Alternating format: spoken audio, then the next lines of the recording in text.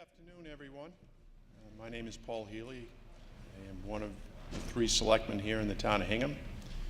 At this time, I'm calling to order the Board of Selectmen for March 9th, 2019. I believe there are other committees here that may be doing the same. I call to order the 9 March 2019 meeting of the Water Company Acquisition Study Committee.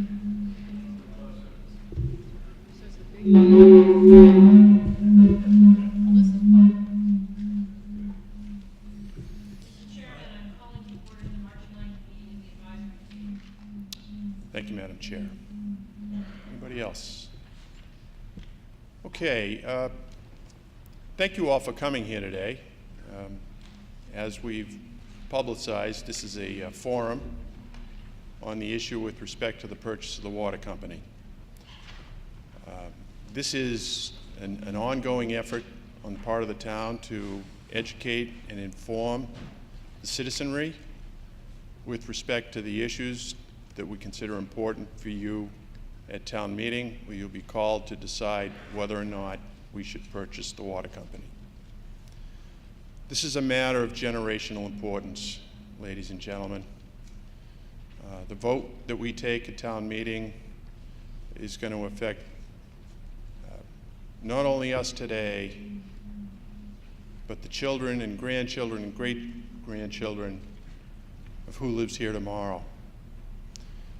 We propose to show you in very straightforward terms the financial benefit of purchasing the water company, our ability to do that,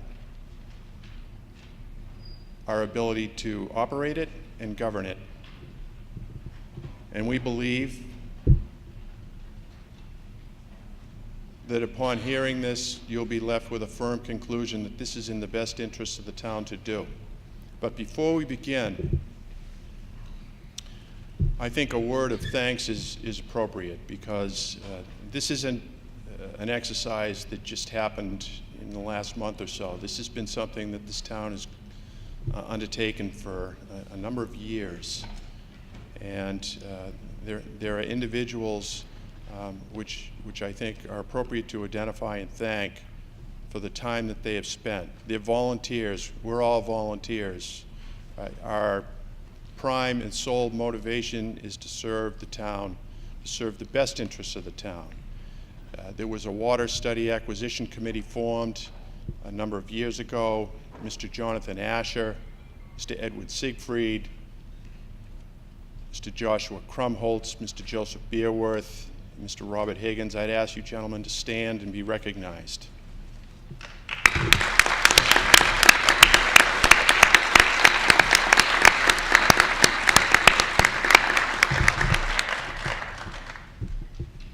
I see walking in right now Mr. Bruce Rebufo. I had the pleasure of taking a vote with him to litigate this matter, to determine the price.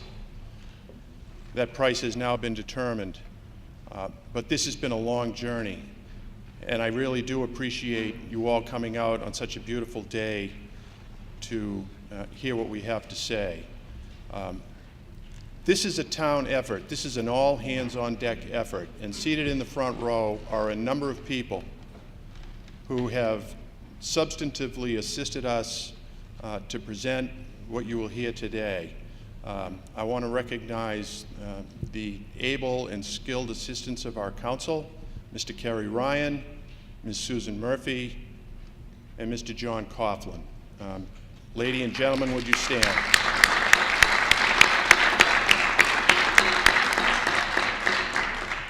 In addition, we have with us our treasurer, our town accountant, Jean Montgomery, Sue Nickerson, our DPW superintendent, Randy Sylvester, our open space people, Conservation Commission, Charlie Berry, Lonnie Fournier.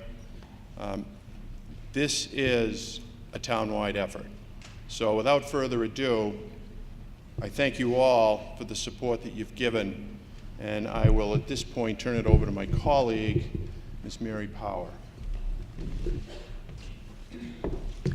Good afternoon, everybody. Can you hear me okay? Okay. Give a signal if it's like too loud, not loud enough. We got a lot of microphones and cords up here. You know, we're gonna, Karen Johnson and I are gonna provide you a little bit of an overview on a lot of the work that we've done, but as a way to sort of starting with some conclusions, our hope is that you walk away from this presentation having drawn 4 conclusions. Number 1, acquiring the water company makes fiscal sense now and even better fiscal sense in the future. Number 2, purchasing the water company empowers us to control the destiny of our water and the water delivery infrastructure. Number 3, town ownership will enable us to protect the watershed in a meaningful way for generations to come. And number 4, nearly every municipality in the Commonwealth owns its water system. We can do it with the efficiency and the proficiency that has been a hallmark of this community. So let's start with a little bit of background. Our water company was incorporated in 1879 by a group of Hingham residents that included Governor Long, Samuel Downer, Charles Barnes, David Cushing, and Edmund Hersey. And this was done through a special act that was approved by the Massachusetts General Court, which is also known as our state legislature. Special acts to incorporate water companies were really common in the late 1800s.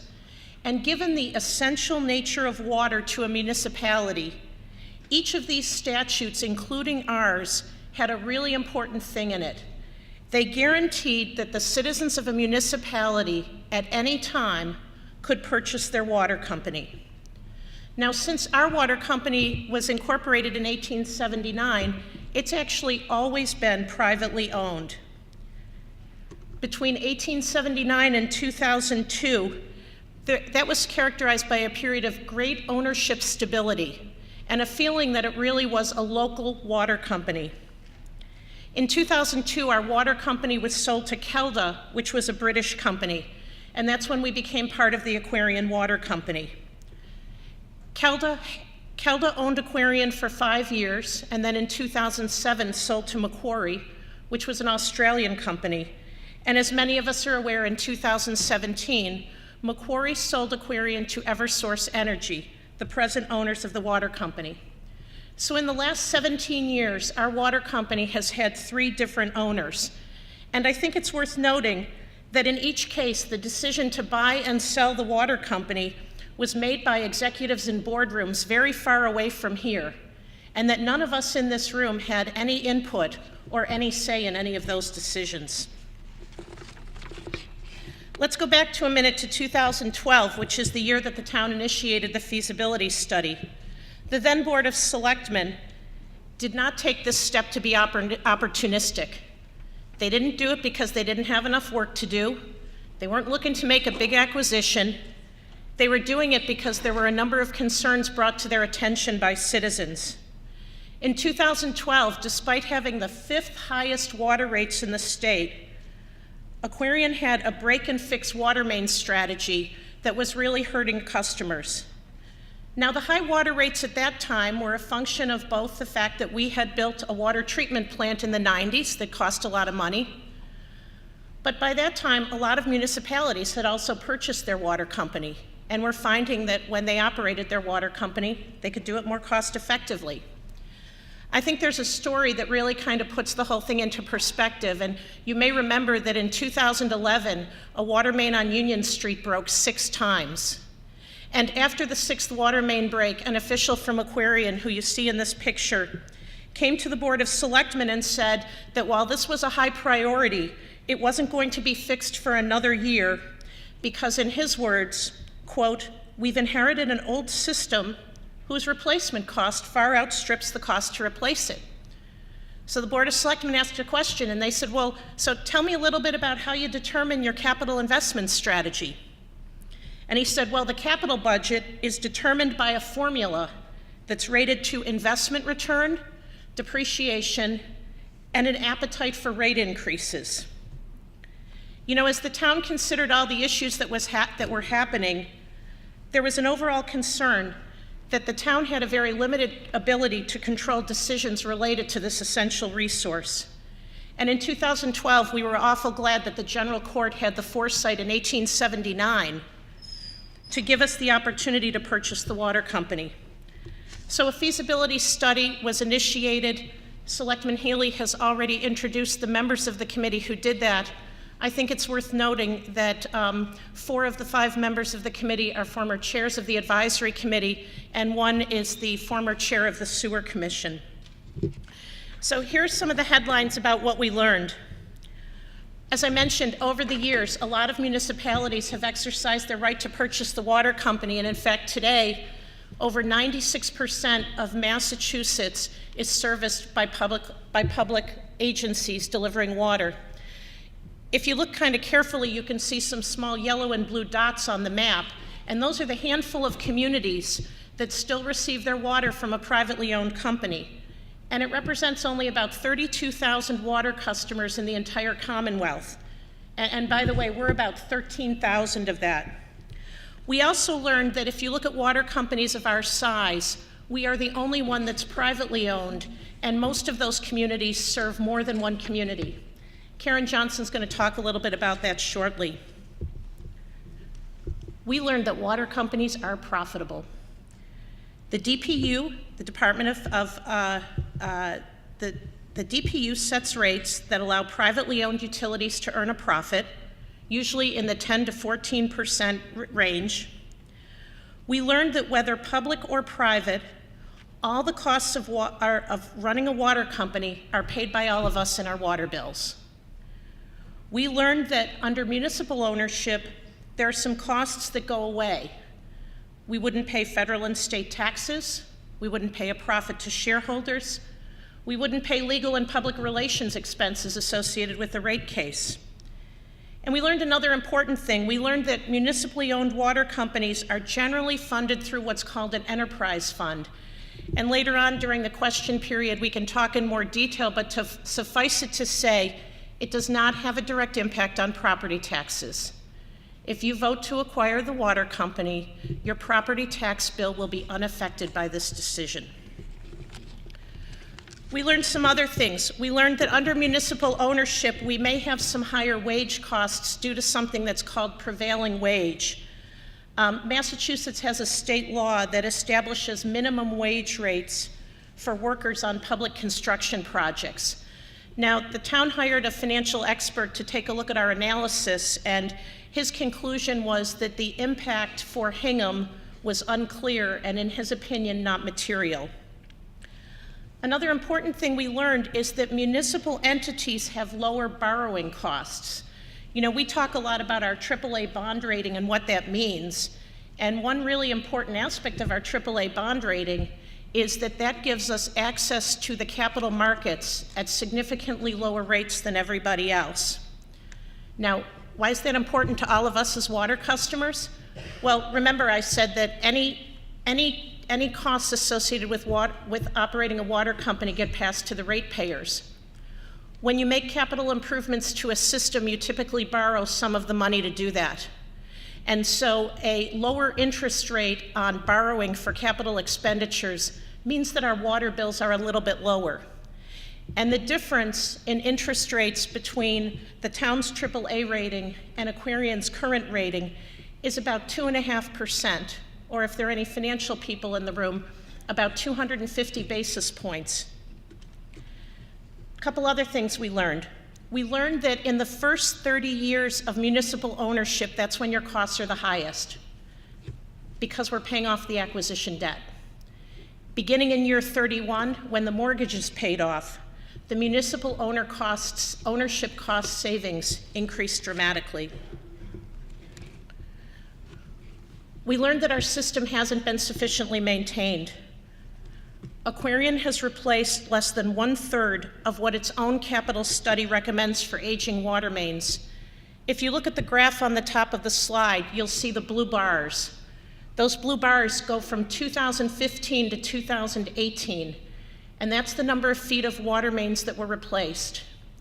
If I could draw your attention to the red line on the top of the graph, that's the recommended level by Aquarion's own commission study. Now, we know in Hingham what happens if we don't regularly invest in capital and infrastructure. And what you can see is a period of significant underinvestment. This has also impacted our town road building program. Many of you are probably aware that in 2011, the town embarked on a pretty ambitious plan to repair and fix its roads. And we established a 5-year moratorium that said once a road was paved or repaired, it couldn't be cut into, because when we cut into a road, its quality deteriorates significantly. So let me tell you another story that kind of illustrates what's happening. The picture on the right-hand side of the screen is Merrill Street down in Crow Point.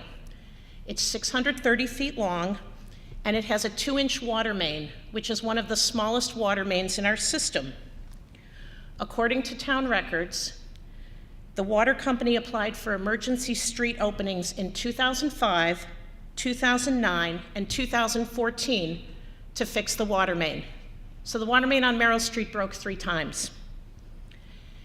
In 2015, the town decided that it wanted to repave and resurface Merrill Street. So the practice that we have is we put together a list. We do that list at least a year in advance. We meet with the utilities, and we try to coordinate utility work with when we're opening roads. That helps protect the roads, and if you do all those activities together, everybody saves a little bit of money. Aquarian did not replace the water main at that time. In July of 2018, there was a water main break on Merrill Street, 4th one since 2005. And so the 5-year although the road was under a moratorium, there was a water main break. So the street had to be opened, and that's what it looks like right now. And you know, if you think about that, we as ratepayers and taxpayers have paid to open up and repave Merrill Street like 4 times in the last 15 years. And that just seems like kind of a waste of money. Now let me just be clear on something, because I think it's important. The town and the board, we are not suggesting that every time we repave a street, we replace a water main. We know that that's just not possible to do. But what we are saying is that we can coordinate our efforts better, and that if we did that, it would be helpful to everybody. So we've also learned that the purchase price to buy the water company is $108 million. It's not $250 million, it's $108 million as of town meeting 2019. And based on that statute of 1879 and the purchase price formula, the purchase price increases by like $3 to $4 million every year. So what that means is that in 2020, the price would be $111 to $112 million. Or if we went ahead 5 years from now, the water company would cost $123 to $128 million. The cost keeps going up. Keep that in mind when you hear representatives from Aquarian suggesting that additional study is needed, or that the town is being rushed to a decision. So now let's talk a little bit about the financial savings. According to the town's analysis, over the first 30 years of town ownership, ratepayers would save an average of $1.5 million a year. And again, in year 31, when the debt for the acquisition is paid off, those savings increase to $7.4 million each year going forward. So what do those savings mean? Well, they mean a couple of things. First of all, lower and slower rate increases. Secondly, more money available for capital investment. Under town ownership, we would operate the water company and set rates based on how much it costs to provide service to the town. And according to the analysis completed by the town, the cost of service under town ownership is less than under private ownership, because again, we don't have a profit requirement, we don't have taxes, we have lower borrowing rates. We've also learned that your taxes won't go up as a result of buying the water company. The revenue that's collected from the sale of water will pay all of the operating costs for the water company, including the acquisition debt. No tax increase. Secondly, knowing that we are a AAA bond community and knowing that we have a number of other municipal capital needs, one thing that the town has looked very carefully at is whether the purchase of the water company would in any way affect our ability to move ahead with those other projects. Projects such as Foster School, projects such as Town Hall, where we have a senior center that is much smaller than the population it serves. And we looked at it from a couple of angles. First of all, if we were to borrow $108 million to buy the water company, would that affect our credit limit in any way and get in the way of borrowing for, say, a school? And the answer is no, because according to a Massachusetts statute, the debt that the town would take on to purchase the water company would not count against our debt limit. And the other reason that this would not affect our ability to go ahead with other projects is, again, because the water company itself will be producing revenue that will pay the debt service. So taxes will not go up, it won't compete with other projects. I'll talk briefly about water quality because that's been something that's come up. One of the things that we've learned is that the role of the Department of Environmental Protection, the DEP, doesn't change whether the water company is owned by the town or owned by a private entity. It's going to be the same plant with the same operating standards, the same quality requirements, and the same monitoring. The DEP controls water supply and and water quality. We also did learn that the DPU assists communities who purchase their water system. And so the town has actually been in touch with the DEP. As Karen will talk a little bit later, we've actually hired a former DEP commissioner to help us with the transition. And another important thing that we learned is that Aquarian has a legal good husbandry obligation. And what that means is that they have a legal obligation to provide service to all of the ratepayers in our service area until the acquisition is completed. So there's one more thing that I want to talk about, and it's, I have to say, in all my years volunteering for the town, it's a little bit unusual. But one of the things that we've learned is that since 2013, Aquarian has spent over $2.7 million in public relations, and that goes through May of last year. These were documents that were filed as part of the rate case, so they don't include the flurry of meetings, newspaper ads, mailers and things.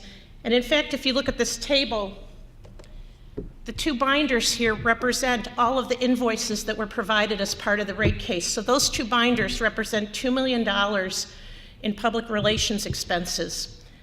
I just want to show you highlights of a few of some of the things that, that this money's been spent on. In 2014, an Aquarian website content was rewritten to shift from being an informational website to a campaign website. Another activity that was cited was working with the Hingham Journal to kill a story they planned on writing about the sale of Macquarie.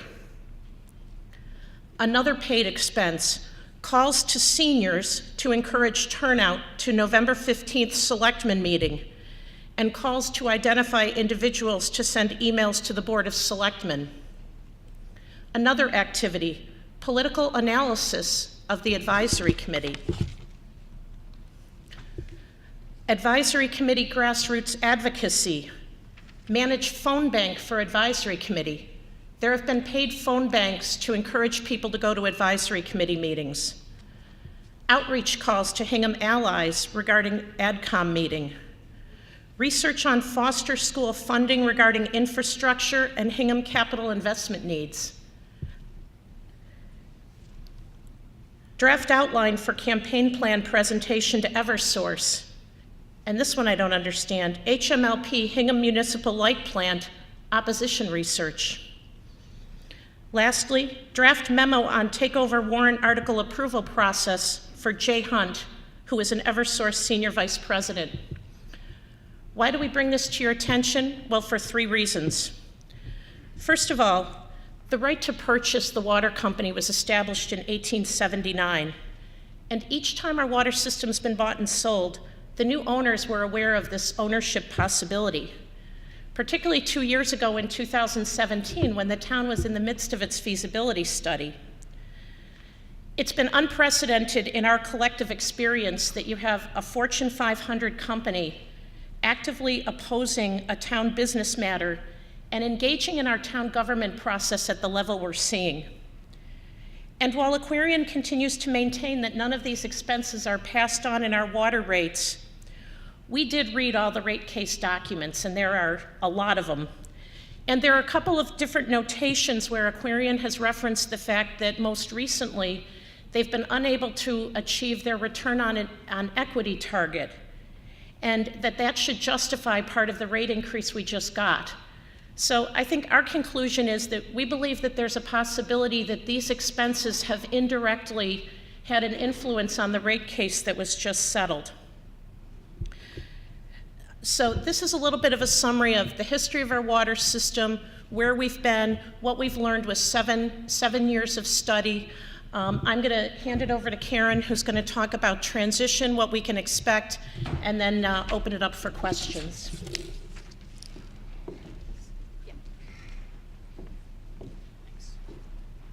Thanks, Mary. Thanks to all of you.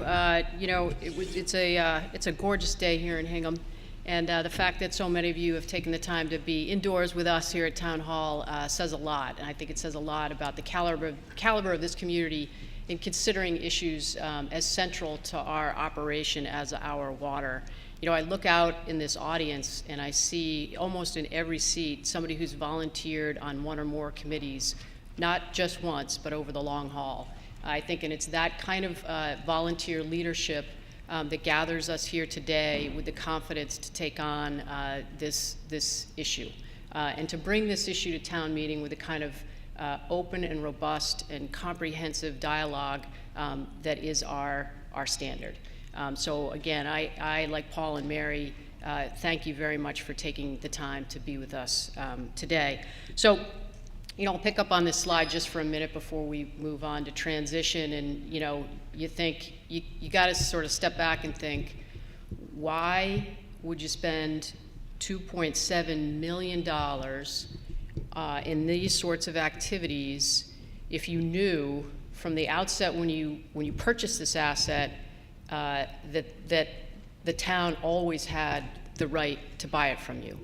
Now, you might spend some money talking with the town and negotiating with the town on what the right purchase price is. But to interfere with local government processes in the exercise of a statutory right, to me, as Mary said, is just unprecedented and in some ways unforgivable.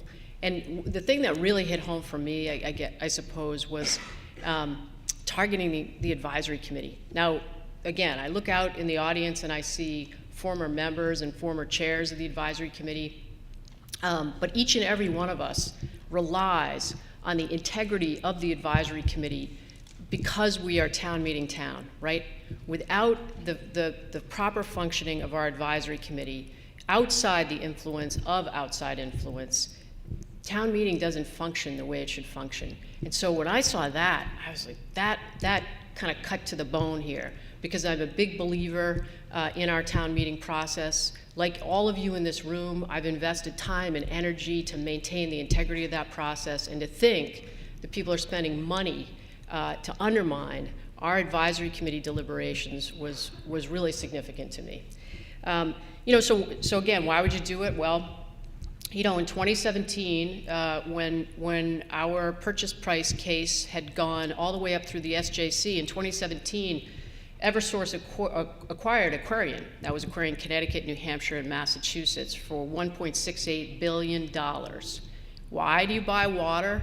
Why does a gas and electric utility buy a water company? Why are they the only gas and electric utility in the United States of America to own a water utility? Well, the popular business press, as well as the proxy statement for Aquarian in 2018, says because they need to hit their growth target. And if you look at what's happening in the gas and electric utility space and the headwinds of growth in those two arenas, you'd look around and you'd say, well, where else can I derive these growth numbers from? How else can I find some stability in my corporate growth projections? And that's water. And that's not an isolated case. The investment banking literature says the same thing. Water is a very stable investment opportunity. And we, in Hingham, guess what? We pay our bills. So this is a water system that throws off revenue that supports this operation. So it's not a water system where you have to constantly be turning, turning bills over to collection. We pay our bills in Hingham. And so that's an attractive, almost securitization of that revenue source. That's why, right? Let's not make any mistakes about it. Again, I guess the other thing I was surprised at was just the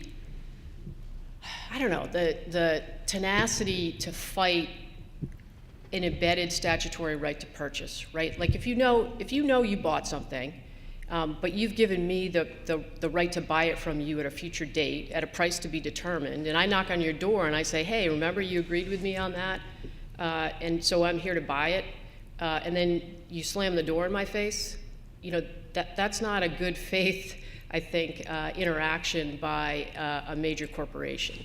So again, the emails that Mary pointed out from the invoices and synopses that Mary pointed out, I think, show a deliberate pattern of corporate obfuscation with respect to this transaction. They don't usually let me use the clicker, so bear with me. So look, when I met with the governance group, which was Charlie Costello, Josh Krumholtz, and I over the summer, I had done some work starting last fall to think about the transition. So what if the town were to purchase this? Can we do it? Can we operate it? How does this all work? And like the financial team, and I've said this before in some meetings, like the financial team, Charlie, Josh, and I didn't start off thinking, this is something we got to do, so we got to get there. In fact, we went just in the opposite direction. We took a step, and each step we took, we thought, can we keep advancing? And the end result of that analysis, that extensive analysis over the course of the summer, led our group to recommend that, yeah, we can do it. And guess what? Most every other municipality in the Commonwealth does just this very thing. So as part of that transition process, I started conversations with the regional DEP office down in Lakeville, great staff down there. Their mission, frankly, is to serve public water systems. So they're our ally in all of this. They are empowered by the federal government to implement the Safe Water Drinking Act principles, and they work with communities to do just that. So they have been very, open and forthcoming and making time for us in discussing, as Mary pointed out, the ongoing role of DEP in the assurance that the water system will continue to provide quality drinking water to everybody in service area A.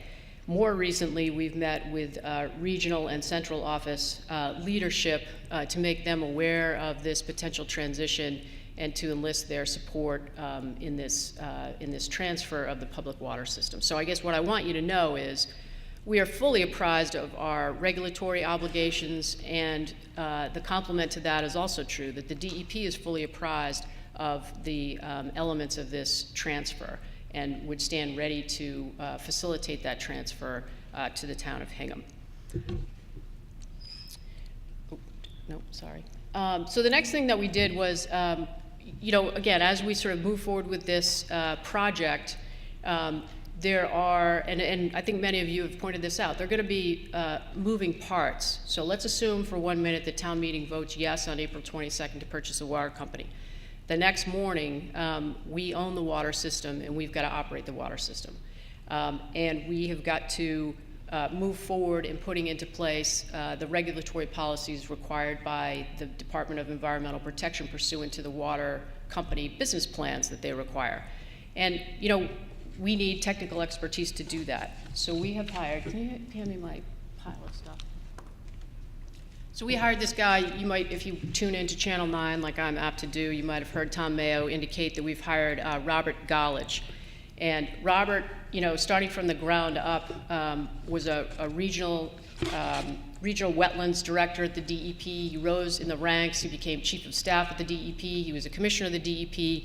And then most recently in 2006, he was the secretary of the Executive Office of Environmental Affairs. So he's a guy that knows his way around the block, and we've enlisted him to help us with this transition process. So I think, you know, what that would suggest to me as a taxpayer is we're bringing the appropriate tools to the table to get the job done. We created the water superintendent job description, and an important takeaway here is that job description would include appropriate licensure requirements, again, as required by the DEP. We have requested the roll forward of the purchase price from Aquarian to town meeting date, so we know how much it's going to cost us to buy it. And we've coordinated the financial side of the transaction with our town financial advisors, capital market advisors. You may recall they came and met with the Board of Selectmen in August, and that's on Harbor Media if you missed it, which at that meeting they went into some depth about the ability of the water enterprise, the revenue from the water enterprise to support the enterprise fund, and the fact that the debt that the town would float would not be counted against the town's debt limit because it would be secured by these water payments. We have consulted with town bond counsel on more than one occasion, and I'm gonna pause here, make a little aside, because this came up the other night at the at the advisory committee meeting about our bond counsel. Our bond counsel is a guy named Rick Manley. Rick's been at this for over 30 years. He represents you know, an array of cities and towns in the Commonwealth, and his mother and his brother live in this town. So Rick's not taking any chances on this. You know, bond practice is a very technical practice with technical rules, and I would stack Rick up against anybody in the Commonwealth of Massachusetts to assess this transaction. We have an opinion from him that we can move forward with this. And I guess I for one, am sort of tired of hearing that get poked around. And last but not least, you know, we got a crackerjack financial team, right? We've got crackerjack financial volunteers. We've got G. Montgomery, Sue Nickerson, Michelle Monsegur, and Tom Mayo on the town side team. And we're a AAA rated community, and we've been a AAA rated community through thick and thin. So, you know, again, we approach this with the same sort of integrity that we approach the appropriation of every single tax dollar that you pay us.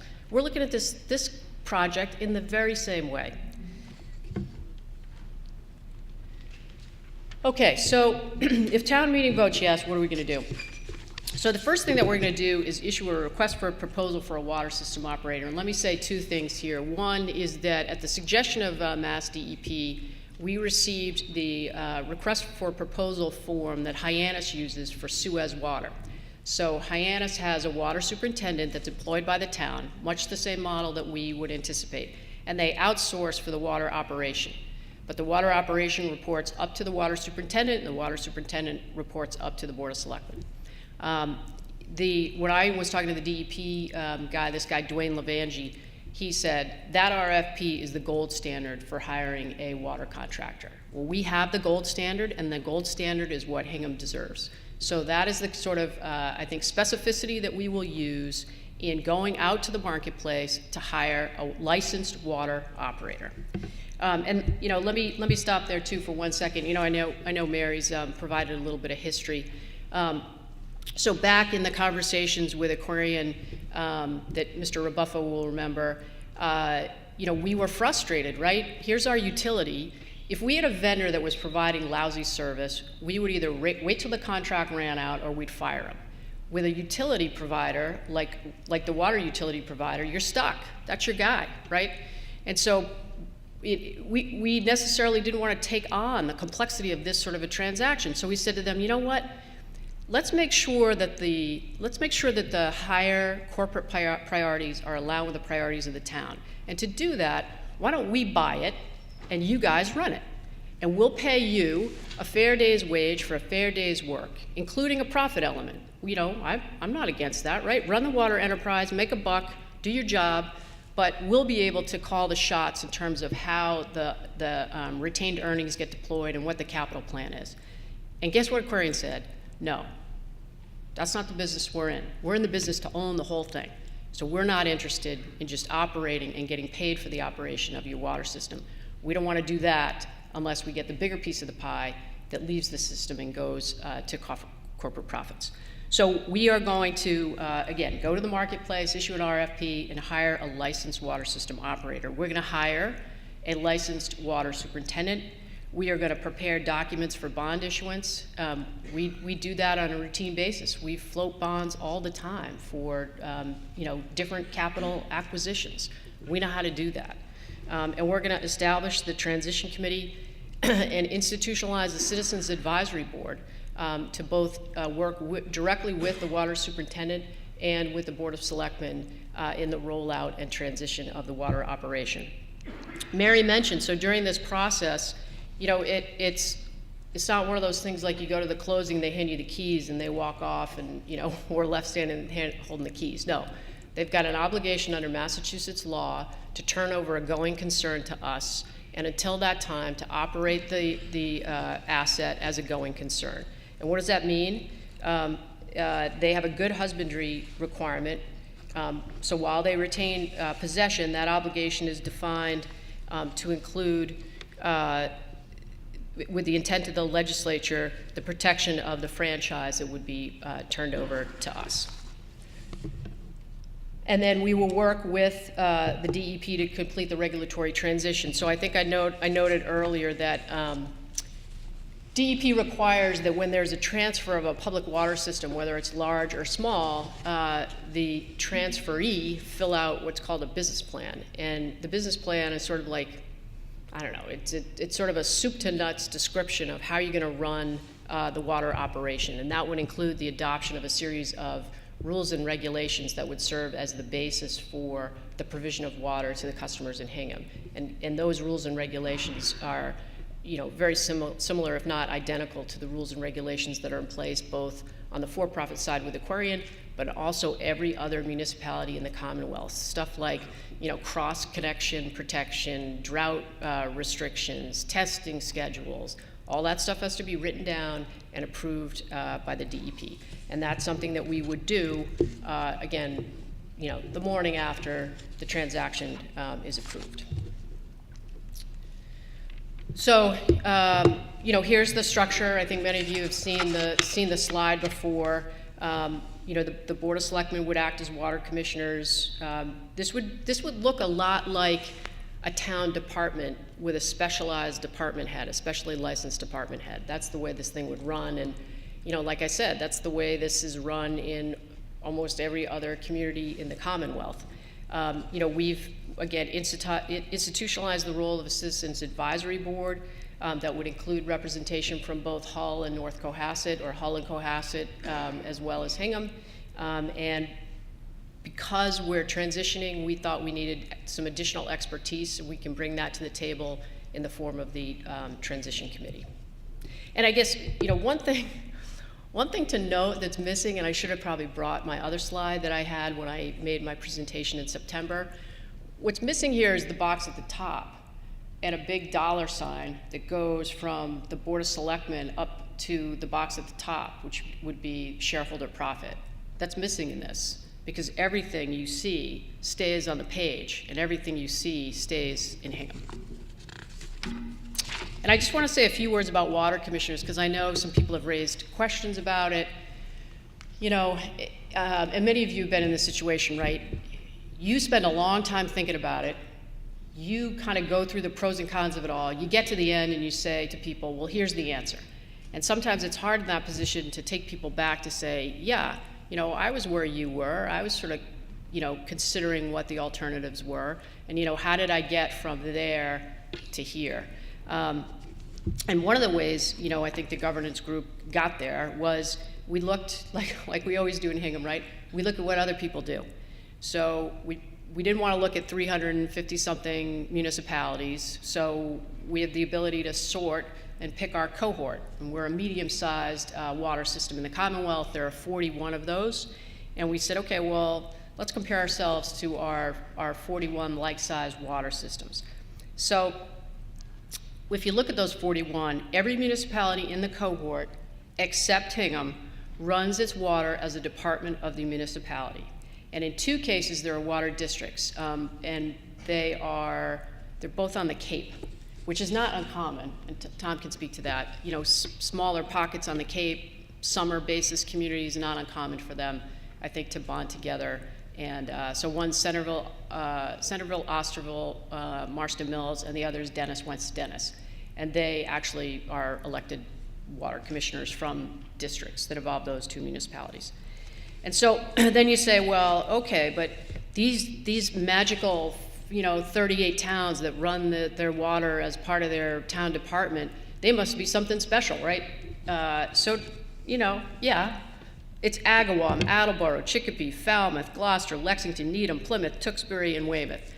I'm going to tell you right now, I stack up our governance structure, our individual leadership, to run the water against any one of those municipalities. And so, not any knock on anybody, but if Tewksbury can run their water, I think Hingham can run its water. And then the other thing I guess I'd say is we have built into this system 2 levels of expertise on the technical side, right? So we are going to have a licensed water operator, water superintendent, that's our employee, the person that can talk the talk and knows how the operation should run. And then in addition to that, we're going to have a licensed water operating company with licensed employees that have to meet the technical requirements for licensure demanded by the DEP. So it's not as if we just have the sort of one level in place. We've got 2 levels of expertise in place to make sure this thing is done correctly. So, the takeaway from that is we're not messing around. We know this is your drinking water. It's my drinking water. It's Mary's and Paul's drinking water. And we are putting in place, I think, the kinds of expertise that we believe and know will run the water appropriately. Are you coming back up to do this part, or you want me to do this? All right. I didn't practice this, so little note about this. Like, this is a little bit of inside baseball for people. So in January every year, that's the deadline for anybody who wants to submit business to town meeting. The warrant articles have to be established by January, and then they get produced. So when I started on advisory in like the early 2000s, you just get these random pieces of paper would come in the door at various points, and they weren't labeled. There was no binder. You just got pieces of paper in your folder. And so sometimes you'd come in and you're like, wait, didn't I think about that one already? And so somewhere along the line, and I may point at John Asher for this, somewhere along the line someone said, no, this needs to be organized, we need to have a binder, and we need to label these things so we can all, before it goes to town meeting, before the warrant's established, which is done by the moderator, the order of the articles is done by the moderator, we need to understand and orderly progress through these. So that's why when you see these things labeled like this, that's where that came from. So we all have a big thick binder, similar to these that Mary brought, that has every single warrant article that comes before town meeting. And at the same time we're doing all this work, we are doing all the work of the town, as is the advisory committee. So you can imagine if we're looking at the water warrant articles and they're labeled MM, you can guess how many came before MM. So MM is going to be the first one, I would say. I don't know where it's going to fall on the warrant. I know there are folks that are concerned about that, and I'm sure that the moderator, I have every faith that the moderator will organize the meeting in a way that provides people the full opportunity to be heard on this question. But MM is the big one. It's whether the town will purchase the water company, and it requires a 2/3 vote of town meeting. So what's the takeaway to that? You got to show up. This, as Paul said, this is a defining moment right now for the town of Hingham. If you don't show up, you leave it to somebody else, we've all got to live with that. And not just us, but the generations to come in Hingham. And if you think about some of the brave steps that our forebears took in handing us this town, it's the least we could do, right, to show up and consider the future of our water resource. NN would authorize the Board of Selectmen to act as water commissioners. That just requires a majority vote.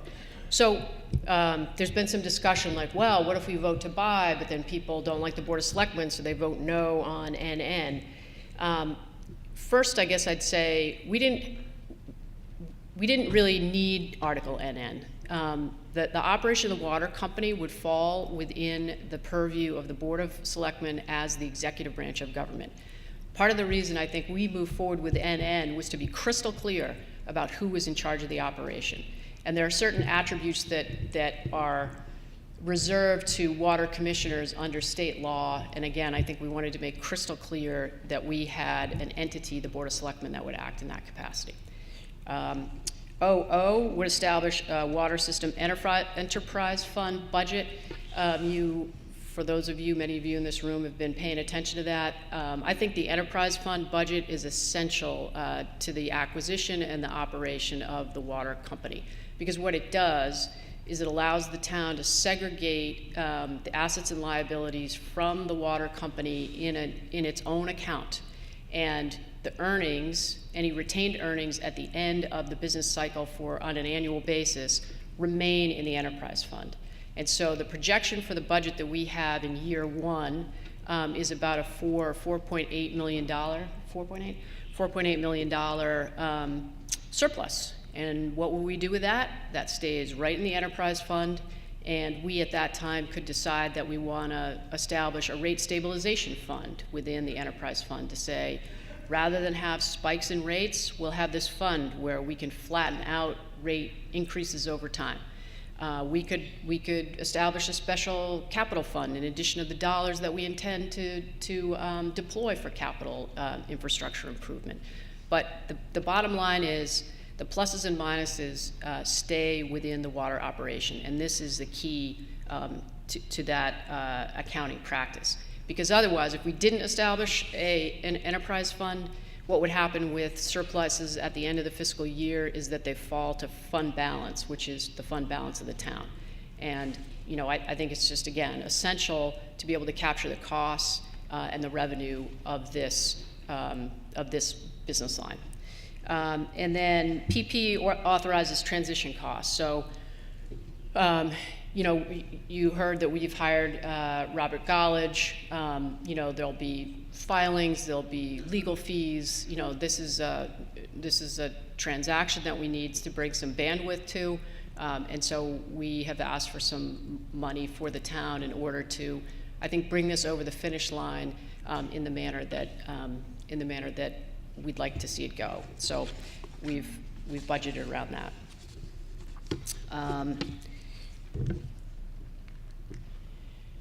We are subject to the public records laws, open meeting laws. Everything we do on TV, we do in front of you. You can go on Harbor Media. You can listen to us. I hope you're watching.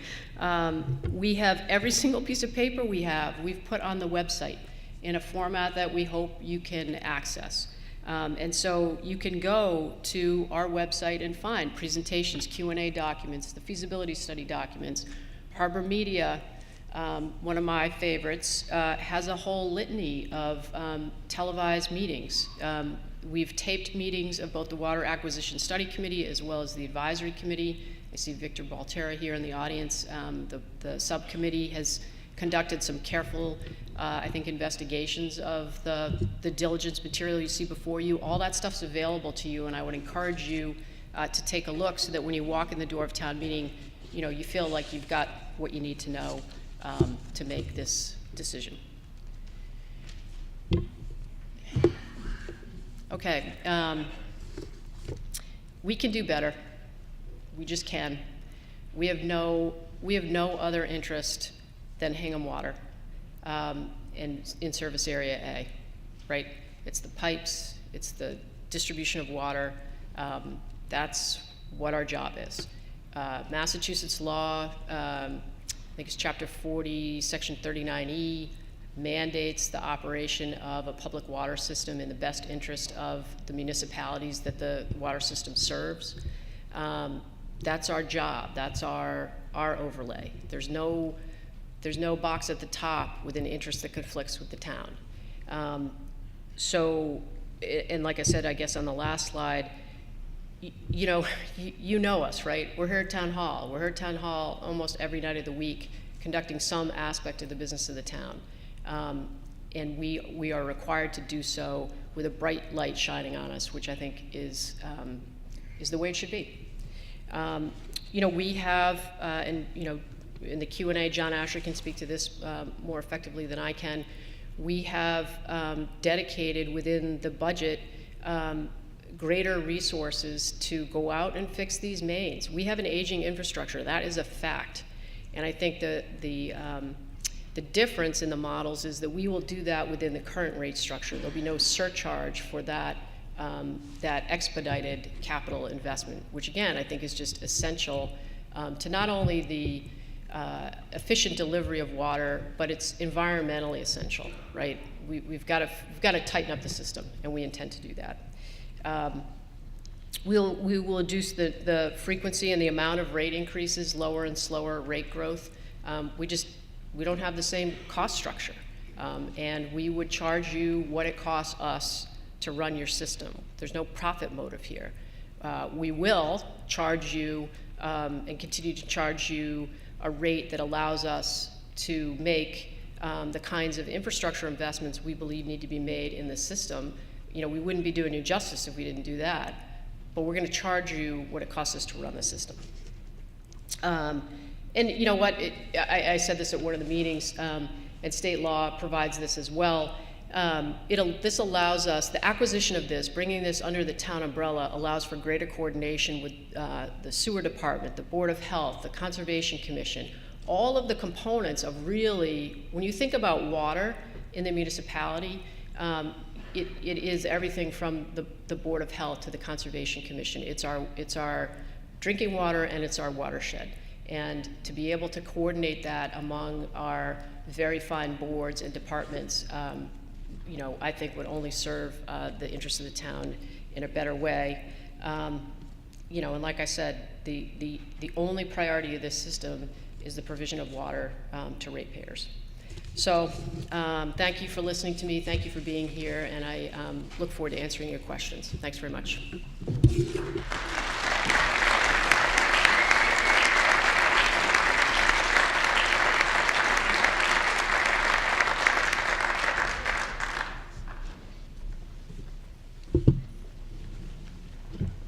Mary and Karen, thank you so much for that excellent presentation. At this point in the meeting, we're going to open it up to questions. And I've been doing these meetings in one form or another for 25 years, so some of you may know how I operate, but for those that don't, I'll call on you, Senior Chief German or Town Clerk McCracken will come to you with the microphone. If you could identify yourself by name and address for the folks at home, return the microphone to either one of them after the question is posed. Depending on the nature of the question, we have a whole array of people with varying expertises down below as well as on the podium, so we'll get the opportunity to respond to it as best we can. If we don't know the answer, we'll find it. So with that in mind, who would like to begin? You, sir. Hi, I'm Mike Marlowe. I live at 6 Old Colony Road in Hull. One of my questions, Ms. Powers, you mentioned 13,000 units in this. Do you know what percent or number that is part of Hull? It's about 36 or 37%. So a full third Yep. of it would be that. So the other thing I might make requests on your slides and such, sort of be more informative and just say it's a Hingham/Hull. Thank you. Capital investments Hingham/Hull. So it's not just Hingham. You're now taking control of another town. One of my questions would be, have you coordinated, as you talk about coordination with the town departments, have you started working with coordination with opening the roads in Hull and doing capital investments there? So any information about Hull? Thank you. We do anticipate meeting with the Hull Selectmen March 21st. And they're fully informed As well as the town of Cohasset with respect to the work that we're doing here. Certainly. Respond to Mr. Barlow as well. You know, your point's well taken, and I think, again, this is one of those issues for me where I've said things so many times that I know I'm tired of hearing myself talk, so I didn't repeat it. But when I opened my presentation in September on the governance part of the acquisition, the first slide I put up was the service area.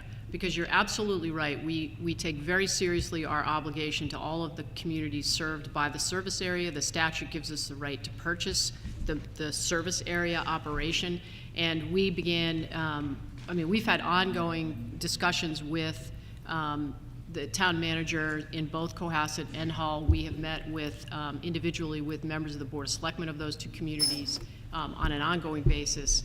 And our intent and our requirement, frankly, is a system view of the operation. So I've heard, folks ask about how ratepayers will be treated.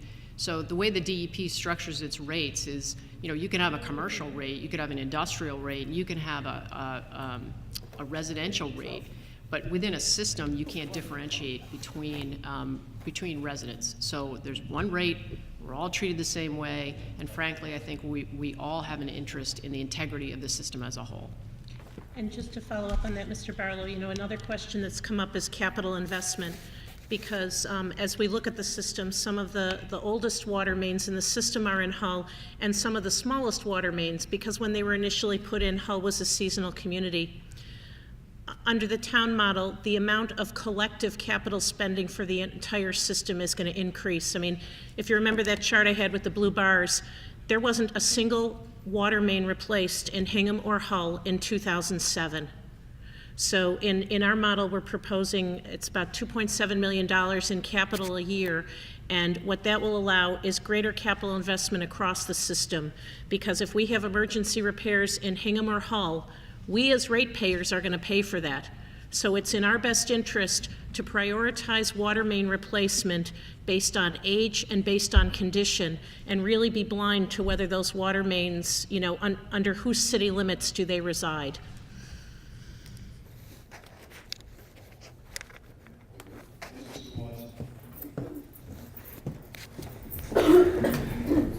Jim Watson, 291 Alton Street. I'm very much for the acquisition. I'm just wondering, I may have missed something. The long-term role of the operating company. We'll have a water superintendent, very qualified, we'll have experienced staff. Is that at the layer need continually, or is that transitional? The operating company.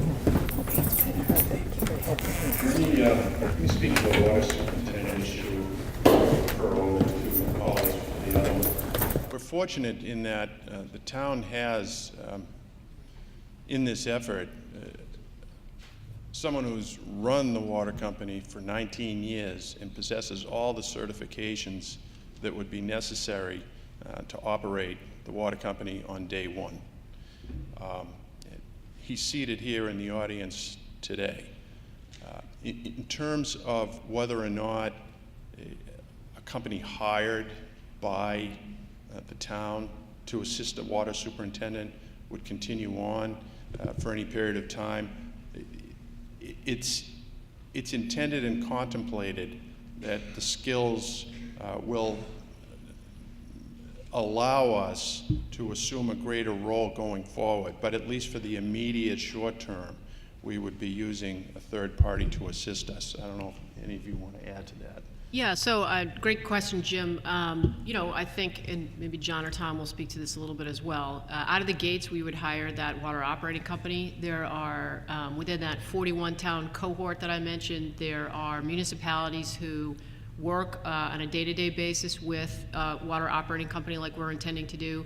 There are some of those municipalities that contract out just for water treatment services, and then have their own employees run the distribution section, so take care of the pipes, have the relationship with the capital contractor. So I think that part of what the transition team I would envision doing in terms of transitioning us, but also continuing to evaluate the best structure for the operation going forward. So. I would just add, I think the whole objective of day one structure that Karen presented is that a hired water operator firm, licensed, certified, basically operates within the term of a contract. We've learned that probably that term should be at least 3 years, maybe 5, still a little bit up for discussion, but If the town were not satisfied, if the water commissioners were not satisfied with the performance, then at the end, go make another procurement and procure another operator. And if I could just add one more thing, as the town is contemplating this RFP for a water system operator, one of the specifications that we will be putting into the RFP is that preference will be given to an operator that employs as many of the existing Aquarian employees as possible. We see great value in the very talented people who are helping run our water system today, and retention of members of that team would be something that would be of great interest to the town. Thank you. Yes, Martha?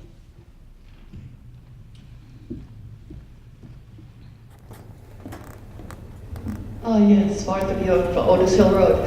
I have a question about the aquifer, which wasn't talked about today, and the investment in the quality and the conditions of the aquifer, the maintenance of the water supply, and the shortages that we've been facing, and whether or not the town's investment in this, the water company is going to make a difference in terms of the quality and stewardship and all the issues related to the aquifer, where our water comes from. Well, the town has made a consistent and determined commitment to protecting the aquifer. In the last 16 to 17 years, we've purchased 133 acres of area around the aquifer to the tune of $9 million. And really the primary thrust of that is to protect the water supply. And to my knowledge, Aquarian, or whatever name they choose to call themselves, has made no such purchase and has demonstrated a explicit disinterest in doing so. Mr. Heidel.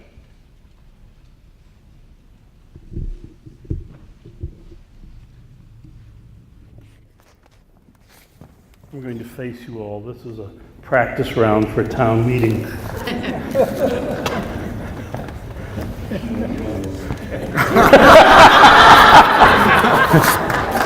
You want this?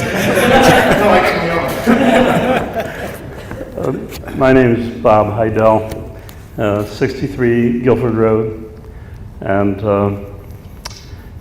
I have a very strong opinion on this subject, and that is that the town must purchase this company and its related resources. I'm a hydrogeologist. I'm a graduate economist, which makes me a little bit like a dentist. You're not sure they actually did the job they said they did. And I'm a land use planner, none of which I practice particularly. We own a global consultancy that specializes in water for industry, not for municipalities. So our clients are like GlaxoSmithKline, Suntory, Nestle, Coke, Pepsi. Why? Because they are major water users all over the world. So my job for the last, I started this company when I was 12. So the last 51 years we have been doing this in China, actually all over Asia, Australia, New Zealand, all over Africa, all over Latin America, all over North America. And there are some things that we get to observe as we practice our disciplines. And one of them is that you can't have an economy without water. You can't even wage war without water. You can't wage peace without water. And we are seeing elements of climate change that make the decision this town needs to make. I'm going to mark this comment about how do you preserve the integrity of a sole source aquifer. And I'd like to point out it is a sole source aquifer. And from a technical point of view, it has a recharge area. And some of the things we're going to face in this town hall, thank you for bringing that up. One of my employees lives in Hull, and as I walked out of the office about 2 hours ago, she said, you know, why don't you people in Hingham, you people in Hingham, get the picture, why don't you people in Hingham involve Hull and Cohasset in these decisions? I said I would look into that, and then you took care of it, so thank you. But the end of the day, we are going to face some elements of climate change that as a town, we should govern our decisions on that and not private enterprise. Macquarie, that sounded very mystical as you put it, Macquarie, an Australian company. They are a massive, well-operated financial institution that is a client of ours in funding infrastructure all over the world. And just like Aquarian, their job is to have shareholder value. And some of these investments have not worked. So where does the compromise take place? It's either sell what's not working or compensate by moving profits where you can get them and compromise the services in places where you can't get them.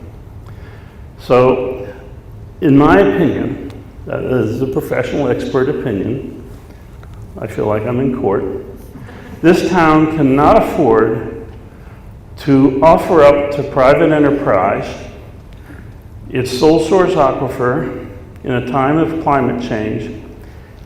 And as we see waters rise in our harbor, in my backyard particularly, I've lived here 43 or 44 years, and we are seeing elements of climate change now that are going to impact Hull, particularly in terms of servicing the public water, because we're going to have saltwater pressure, we're going to have much more stress on our utilities, and we are definitely going to have a lot of stress on our aquifer, our sole source aquifer.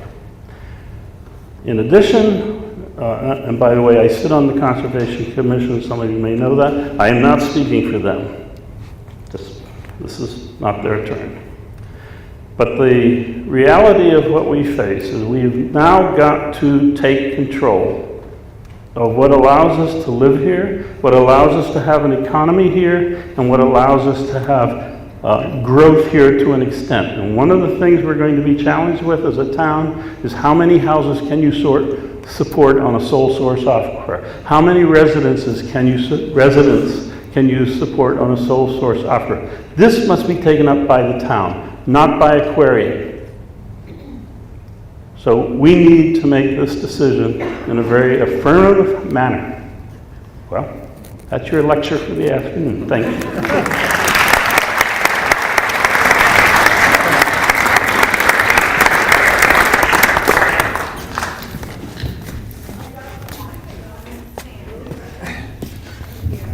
I'm accustomed to being overlooked because I'm both young and a woman. And I have the unfortunate... Could you identify yourself? I'm Danielle Dolan, I was just about to do that, and I have the unfortunate additional qualifier of being a Hull resident, not a Hingham resident. So I apologize. I'm young, female, and a Hull resident, so I'm at a disadvantage here.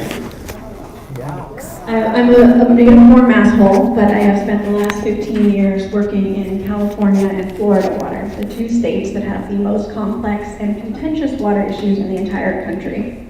I work for a nonprofit organization that supports local governments to do sustainable development. I do all of our water work in California, remotely from Hull. Great view, horrible jet lag. The reason I'm here today as a Hull resident and as a water professional is I'm a huge advocate for local ownership of public utilities and public goods. Water is much more than a public good. It is a basic human right as identified by the United Nations. It is also critical to all life on Earth. However, I have seen from personal experience and from professional expertise that one municipality owning and operating the water supply for another municipality is a recipe for disaster. A citizen advisory committee is not representation. If you don't have a vote, you don't have a voice. One municipality operating the water supply for other communities is going to invite the opportunity for corruption, for mismanagement, for disenfranchisement, and for inequity. So I ask you, selectmen and selectwomen, how should we as citizens of Hull and Cohasset trust you that you will manage the water supply for all three communities with all of our interests in mind? Thank you. I would respond briefly to that and just say that this town has worked collaboratively with the town of Hull and Cohasset on a number of different issues outside of this. For instance, we did a road diet project earlier last year. We had numerous meetings with the town of Hull.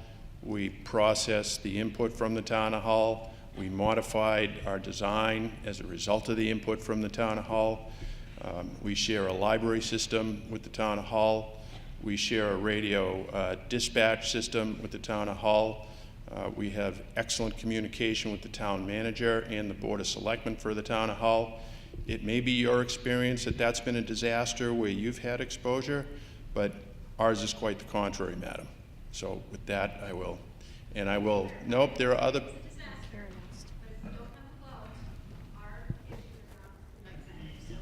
Is there a way we can explore having Hull and Cohasset representation on the Board of Water Commissioners? Thank you.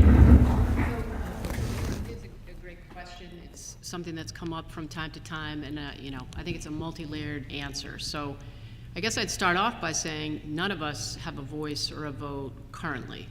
So if we walk away from this, we have nothing. We got nothing to show for it. There is a Citizens Advisory Board or a Citizens something board that Aquarian reactivated in, I think it was 2013-ish. We don't know who's on it. We don't know what they've done. They don't publish their minutes. We said, somebody at one point, maybe it was Diane DiNapoli, said we could come to a meeting. We've never been invited. So the current structure with a for-profit company doesn't afford the public any access other than access as part of the DPU rate case hearings to see what the priorities of the corporate owner are. And we have, again, no influence outside the sort of aggregate rate setting process to influence the priorities of a for-profit owner. So if you move to this municipal model and we're in a situation where the special act gives Hingham the authority to purchase service area A. And that happened, the iterations of the special act happened over time. So there was a purposeful move by the legislature to say, hey, we'll give this to Hingham. And I'm assuming the notion at the time was, and then if Hingham exercises the right to purchase, then Hingham, Hull, and Cohasset can figure it out. And so what you see before you, all of us, is a day one governance model. I think we've been really clear about that. We need to step in and operate this thing on day one with a governance structure and an operational structure that will work. How that evolves over time could go in a series of directions. In the meantime, on day one, as I've said, we have institutionalized, whether the members of the Water Citizens Advisory Board vote or not, they will have direct access to the water superintendent and then direct access to the Board of Selectmen in Hingham. We have regular communications with the Board of Selectmen in Hull and Cohasset, as we do with the town managers of those towns, to the point where we understand they're in full support. Both towns are in full support of this acquisition because, frankly, they've been treated the same way we've been treated in all of this.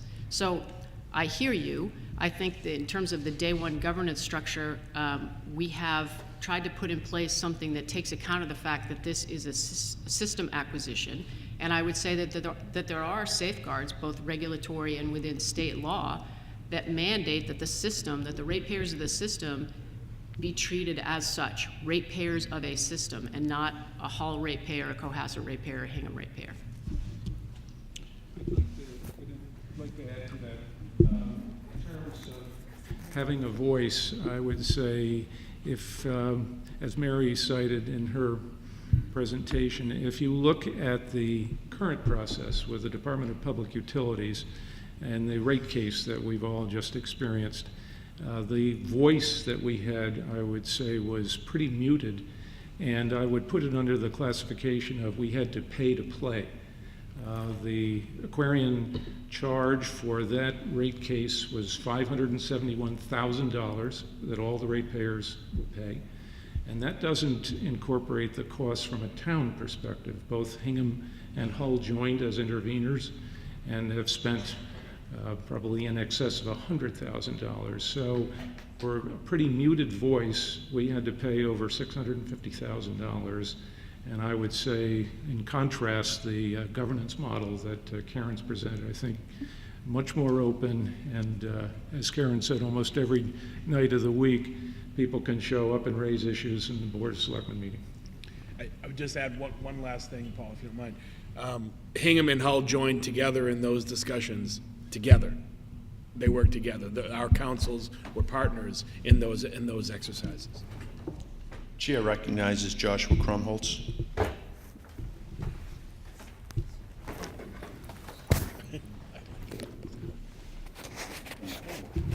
Thanks, Paul. Joshua Krumholtz, 16 Winter Drive, and a member of the Water Company Study Committee. Just one other point, too. I can't speak to Florida and California, but we did look as to Massachusetts and what the practice was in Massachusetts. And having systems where there are multiple towns involved, where one town is in control and serving another town, was fairly common. It was hardly unusual. We talked to several of those towns. We got very comfortable that those towns were handling them well, and there was no controversy or issues with respect to them. So, particularly because we have such a good relationship with these towns already, I don't see any reason why we would be the exception to that. Thank you. Ms. Phantom. Ann Fanton, 46 Ridgewood Crossing. And for those of you on Front Street who see our well water sign, we don't drink for well water. We do drink Hingham water. I came because I really hadn't made up my mind. And so many of my friends who are older seniors are telling me they're just going to come and vote no. So I really am interested in the information you've provided. I'm going to try to answer some of their questions, though they have trouble articulating them. The one big question I have that I apologize if you addressed is that, am I understanding correctly that we should all expect, obviously no tax increases, but that until 2030 or 2031, the rates will have to go up in order to pay off what we're doing? I am inclined to support a town-owned water district because I came 9 years ago from a town that did. And I have no question in my mind it's the best way forward. In fact, your management structure seems wonderful because we had a separate water district, not really answerable to us, separate water district town meeting. But what's really, I don't think you've addressed, back to the question of the rates. If they're going to go up, then many of us who are likely not to be here in 2030 or 31, not that I'm going to be selfish about it, but can you give us more or some information about how much they're likely to go up until that period? I'll start, and others can join in. It's certainly an important question, and it actually was one of the main focal points of the financial analysis that our committee did in terms of projecting out what Aquarian's rate increases would be, given their history, not just here in Massachusetts, but also in Connecticut and New Hampshire. And the evaluation of those projections by third-party experts that the town hired and that presented to the town in early January. The net of it is that, yes, by definition, costs will increase just because the consumer price index increases at a certain rate. But our projections showed, and the experts validated, that town costs, town-owned water systems costs would increase less, and to the extent that over the 30-year time frame, over $48 million of savings to ratepayers would result. And in the course of that, as has been pointed out a couple of times already, the system would be more consistently maintained in terms of capital improvements, which over the long haul themselves, those improvements reduce the ongoing cost of operations and maintenance. So I think that's, and I think, Mary, you've made a comment about what the first year's rates might be relative to current Aquarian rates. Yes, so I think the other night, and when we were talking about this, I'd make 2 points. The DPU just, approved a new rate structure for Aquarian, and it would be our intent that in the first year of town ownership, we would keep that the same. We would keep it the same, and we would collect $13 million of revenue, and instead of having $13 million of cost, we would have a $4.8 million surplus. On a good day, I can usually do that math in my head, but I just can't quite subtract 4.8 from 13 right now at the moment. And the thought was that would be, as Karen mentioned, that we would keep that money within the enterprise fund for unexpected items, potentially for rate or capital stabilization. In year one, what we would also do is undertake what's called a cost of service study. And this is a study that really most utilities do before they go in for a rate case. And that's where we would look at all of the town-owned costs and project and potentially modify rates going forward. I don't know if there's anyone else who, I see some movement down on the floor here, if anybody wants to add anything with more specificity. I want to add a couple of points to what Mary has said. We looked at rates. The average rate that we all pay here in Service Area A, and there's an annual survey done by a firm called Ty and Bond. You can look them up on the internet. Our average bill is $730 a year for water. That bill is 23% higher than the average bill across the Commonwealth. So that's point one. Point two is that in the rate case that Aquarian filed, they filed it in April of 2017, and after the Eversource acquisition in December of 2017, they amended that rate case to request from the DPU a capital surcharge, an annual capital surcharge that is over and above the rate increase that they originally requested, which is about 12.56%. That annual surcharge will start hitting our bills, which have already increased as of 1 November of last year, in September.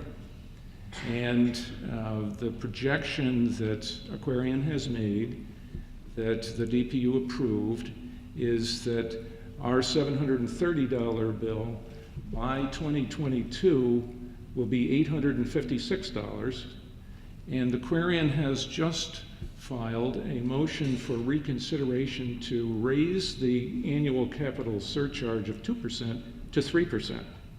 And if the DPU approves that, that $730 won't just stop at $857 in 3 years, it will go to $875. Our town projections show that we can affect the capital improvement without that surcharge. And so back to your question about rate growth, I'd say even without MRAM, there were $48 million worth of savings. With MRAM, those savings increased significantly with town ownership, a point that was validated by one of the town's third-party experts on January 10th.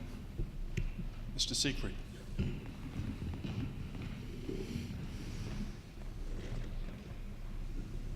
Thank you. Ed Siegfried, 21 Camelot Drive, member of the Board of Study Committee. We're going to make this real simple. There are two financial models, one for the town and one for Aquarian, both prepared by our financial experts. They run out 31 years by year. In every one of those 31 years, what the town will be charging for water rates is less than what Aquarium will be charging. Aquarium right now, just to give you one specific example, Aquarium with the current DPU ruling is permitted to charge service area A residents $13,047,000 annually. Under the town's model, the town doesn't even hit that number, which is the Aquarium number for 2019. The town's model doesn't hit that number until 2024, 5 years out. So trust me when I say every year, the town's rates will be less than Aquarium's. Real simple. Thank you.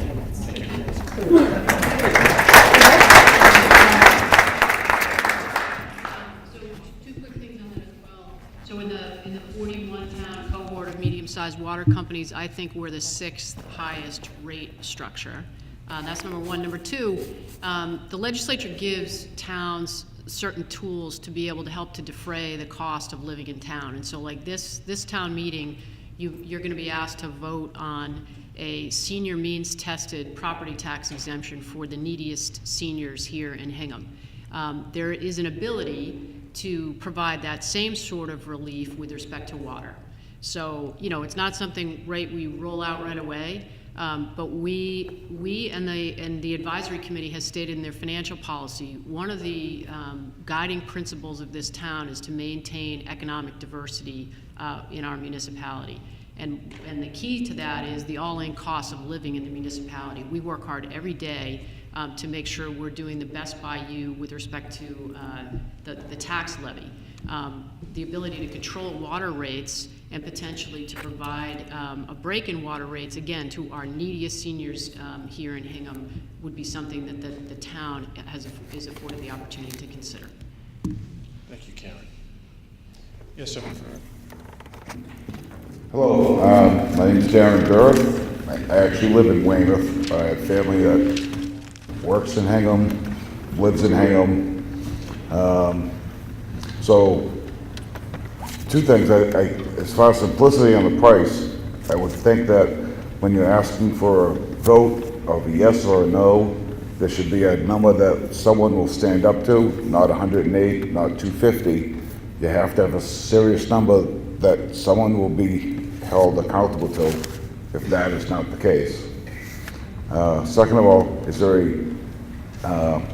anyone that's set up to a firm that's already in place or thinking of operating the operations, and what happens to the 15 employees who, you're not against them, you're fighting Aquarium. The 15 employees who went to school in Hingham, live in Hingham, worked 20, 30, 40 years in Hingham, are losing their pensions, their health care, all their benefits within a month, and has been weighing on us for over 7 years. What's the plan for those who have been dedicated and are out there all the time? I went to high school with some of those guys, Yeah, you so did. I get it. And I think that Mary Power put that out there that, you know, we want to bring those guys in. They know the system. So we're not looking to kick them to the curb by any means. That I really wish. This was the first time anyone's even mentioned it about the employees. But we've talked about it previously, and I understand that not everybody can go to all the meetings. That's why we're doing this now. We just want to keep getting the word out. And, you know, set price, I hear you. We're working on it, loud and clear. It seems like that simple thing when you ask for that. Sir, first of all, I would say that, you know, while this has been weighing on a lot of us for the last 7 years, and there are many of us that are invested, I think we should all realize that the people who work at Aquarian, the 15 people you've mentioned, that the last 7 years have created a lot of anxiety, a lot of uncertainty, and I think that's an unfortunate consequence of what we're doing, of what's happening here. In the summertime, as we were looking at how we would set up the water company, one of the initial decisions the town made was that it made sense to hire an outside operator and very quickly what the town said was, and we would like to give preference to an operator that will give priority hiring to the existing employees. And we stand by that, and that is something that's important to us. We think it's in the town's best interests, and we would hope that any current Aquarian employees who are interested in continuing to come to work at the water treatment plant will be willing to do so. Good, thank you. Thank you, Mr. Dirth. Yes, Ms. Marwell. Thank you for all the work you've done on this. I have a quick question about something that came up in the meeting.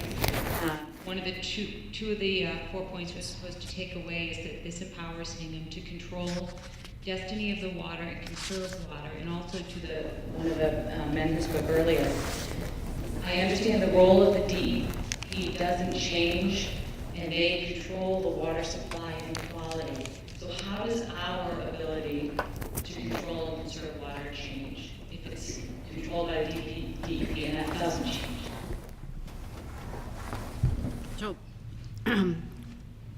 So I'd say two things.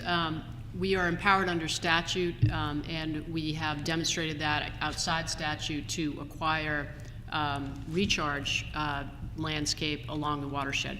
You know, you probably sat on the advisory committee when we considered some of the CPC purchases of those watershed assets. So it's maintaining, purchasing, being proactive in, I think, opportunistically buying open space for the purpose of continuing to provide recharge area for the watershed. The other thing that we would do, that John pointed out, is an accelerated investment in the capital infrastructure reduces or would reduce unaccounted for water. And that's water that we draw from the aquifer that's not metered out, that we can't account for. So it's called unaccounted for water. So the tighter the system is, the less unaccounted for water the system would yield. And just to dimensionalize the impact of unaccounted for water, in 2012, when we began the feasibility study, unaccounted for water was 24%. That means that for every 100 gallons that was withdrawn from the aquifer, 24 gallons was unaccounted for. That was water that was not, that could have been conserved, that was not available for consumption. And I think that translated to, I don't know, 2/3 of the Accord Pond. Anyway, it's a lot of water. Now, over the last 6 years, that number has gone down, but one of the things that we've learned is that maintaining a low level of unaccounted for water requires consistent care, and while the opportunities to reduce the low-hanging fruit for reducing unaccounted for water has been done, and there has been progress. The question is, can we sustain the gain? But any further improvements, because we're still above the Massachusetts standard, is really, to Karen's point, where the water main replacements are going to have to come in. And if you're replacing, 1,000 feet of water mains, by the way, we have 190 miles of water mains in our system. So if we really want to make a bigger dent in unaccounted for water, we really got to start doing the hard work, and we got to do the hard work every year. I'd add a couple of points to that, just in terms of dimensionalizing it. There's a survey every year by the DEP in terms of unaccounted for water. As Mary points out, that has been going in the right direction. As of 2017, the Aquarian's service area A unaccounted for water was 16%. That equates, that year, 2017, Aquarian pumped 187 million gallons out of Accord Pond. The 16% equates to 183 million gallons.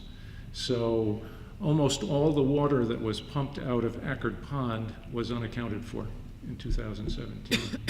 And I would just add that with a municipally owned system, the system is eligible for grants, sometimes low interest or no interest grants, that enable it to accelerate improvement of the system. Thank you. That's helpful. And I think it's clear that this effort has has led to Aquarian improving its performance both in customer service and non-potable water. So that's great. But I think what I was trying to get at was the ability to control the destiny of our water. Because I was working with Mr. Curley a few years ago. We remember we did purchase some property to protect the watershed and the tributaries that lead into it. And that was independent of what Aquarian really didn't have a say in that.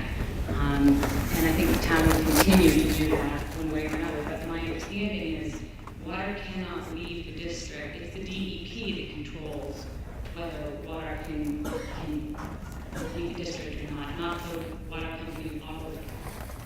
Correct? Yes, the DEP sets withdrawal limits for all communities. And our job as the water system operator is to provide good stewardship of the water delivery system and the water quality and to meet all those standards. I would also say that in some of those land acquisitions, and I know Mr. Berry is here, I don't know if he'd like to comment, but through all those town preservation efforts, the CPC preservation efforts, let's be very clear on this, folks. The town asked Aquarian if they wanted to partner with us and in some way help contribute to the cost, for example, of the Lehner property, which was over $5 million. And while certainly Aquarian was not obligated to do that, they declined. And we would have welcomed the opportunity to do that.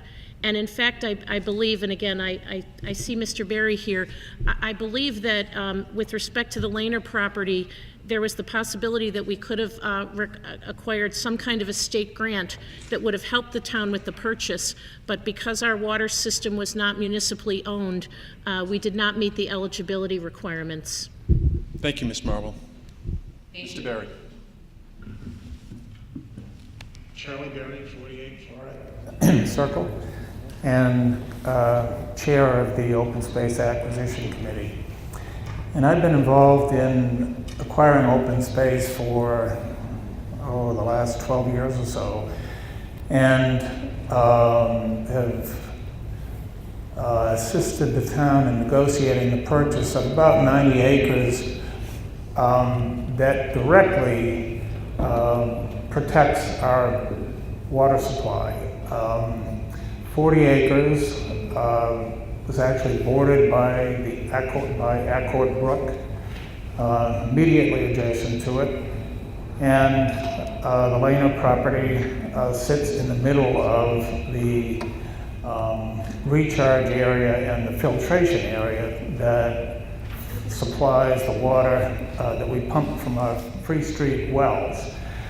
And I approached Aquarian, and I was quite clearly told back in 2011 that their purpose was to distribute and sell water to customers, that they couldn't justify purchasing land to protect the aquifer. They did give us $8,000 in a year when we were spending $1.5 million to decommission some monitoring wells that have been placed on the Scotland Street property. But that's been the extent of their joining in our efforts to protect our aquifer. And I don't see any reason why that would change in the future. So one of the things that I think is really important about this potential acquisition by the town is the ability to operate our water supply system in concert with our objectives of protecting our aquifer and the watershed. Thank you. Thank you. I'd just like to add my own comment in that a meeting or so ago, an Aquarian representative indicated that some of this unaccounted for water loss might be attributable to the fire department's use of the fire hydrants. Yeah, no, that was what was said. So I contacted the chief, and he provided me with a list of the usages of the fire hydrants in the town of Hingham for the last 3 years. And without going through all of it, in 2018, the fire hydrant used a little over 300,000 gallons for the year. And this is in a system that draws out over 1 billion gallons of water a year. So, yes, ma'am. I'm pointing right at you, ma'am. Yep. Hi, Michelle Boyne, 115 South Street. My house abuts Forget-Me-Not Lane, and we have water main breaks all the time. Aquarian is set to fix those water main breaks in May and June, and I'm wondering if this goes through, if you'll stick to that schedule, or how that will... We don't anticipate that that will be compromised. Okay. Yes, sir, and back. Hi, John Martin from Baxter Street. I'd like to come back to a question that earlier raised, and really in terms of the governance agreement between ourselves and Cohasset and Hull. As we're positioned now as a combined 3 towns, that we have act as one in effect, that if we have any questions with DEP and so forth, we represent ourselves in force, in group. Under this arrangement, what agreements do we have? It seems to me that we should have a pretty specific agreement and be on board with Hull and Cohasset, because if there are differences of opinion now, we are essentially separating ourselves and desegregated, in that they, Town Hull and Cohasset, we now become under the DEPW regulations and right of appeals and so forth. Where does that position us if there's a dispute within this? So I think to me, in terms of, I don't feel that it's been specific here that we've had those kind of discussions with a minority partner, but a 36% essentially of ownership and so forth, that's an important part of assurance that in going forward, that, you know, are we going to be running into positioning ourselves where we now become aquarium, and that we have issues that within between Hull and Cohasset because of that distancing. And I would like to think that that is an extremely important question in specifics before we just, you know, as we're out there, be sure that we have in place, you know, more than just a letter of agreement, oh, it'll work out. I think that's extremely important, and I'd like to see, you know, more specifics about that before it goes. Second question I have, is there been a profile done between the growth of Hingham, the growth of Hull, the growth of Cohasset, and projected the capacities of the well? Where do the 2 points cross? Are we facing a situation 10 or 15 years down the way that our well system is going to be insufficient? Now again, that's a problem for everybody whenever it arrives. But the right of acquiring water from outside our current supplies in terms of the ponds and so forth. So those are the things I think that we're looking for as a taxpayer and a resident. I think, you know, it's a great project, and I think that, but I think there are some issues here that I, as a taxpayer and not attending all the meetings, don't completely understand. But I think they're very important.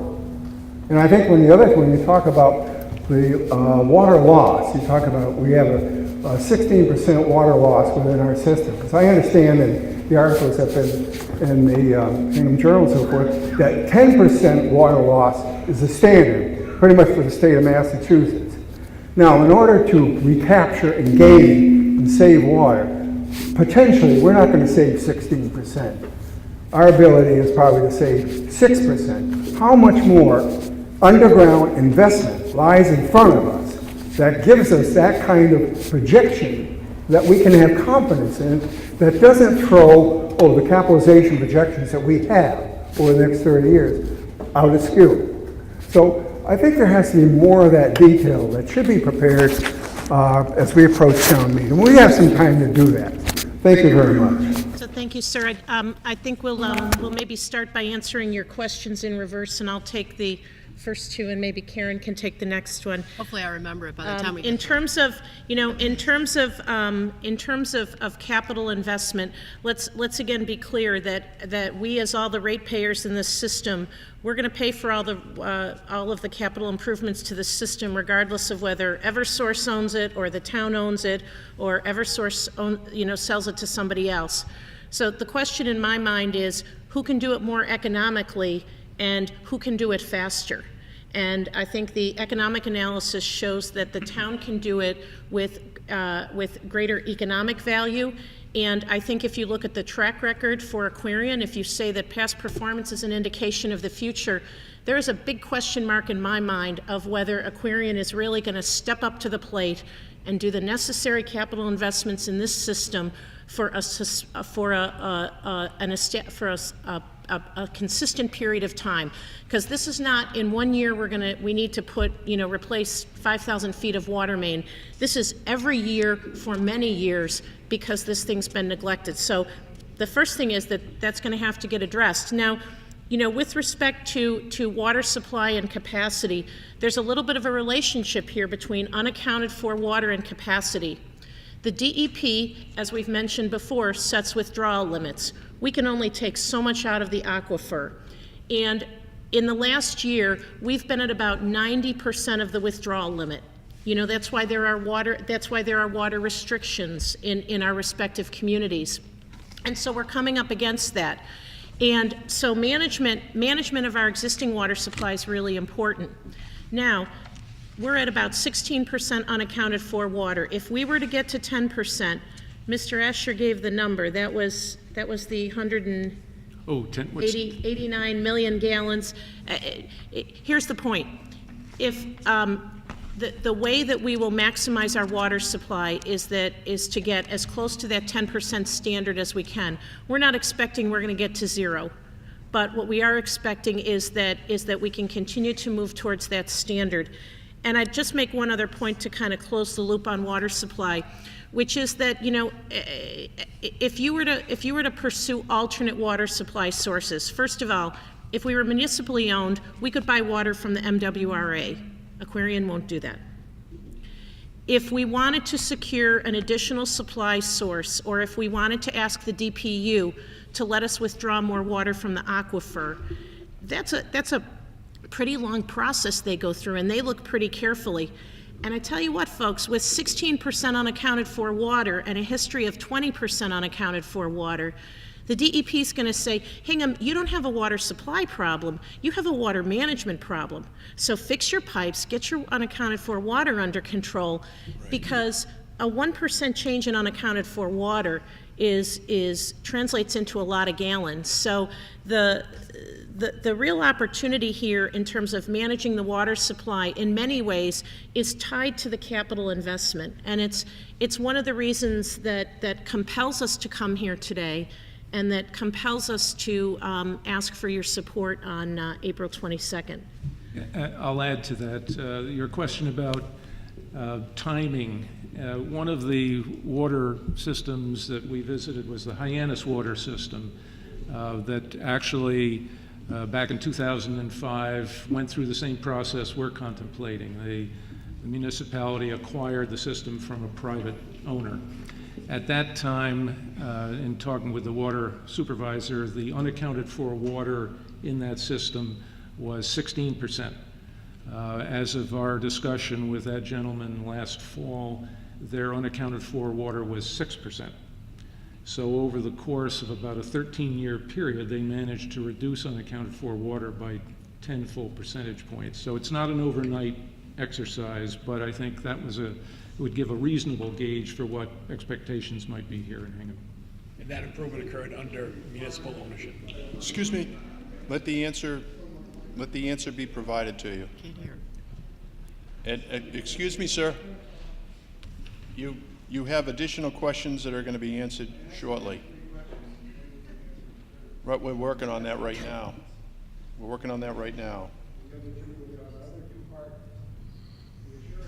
Is there potentially the positioning ourselves where Hull or Cohasset, you don't have a concrete, that they cannot be challenged, that we now become?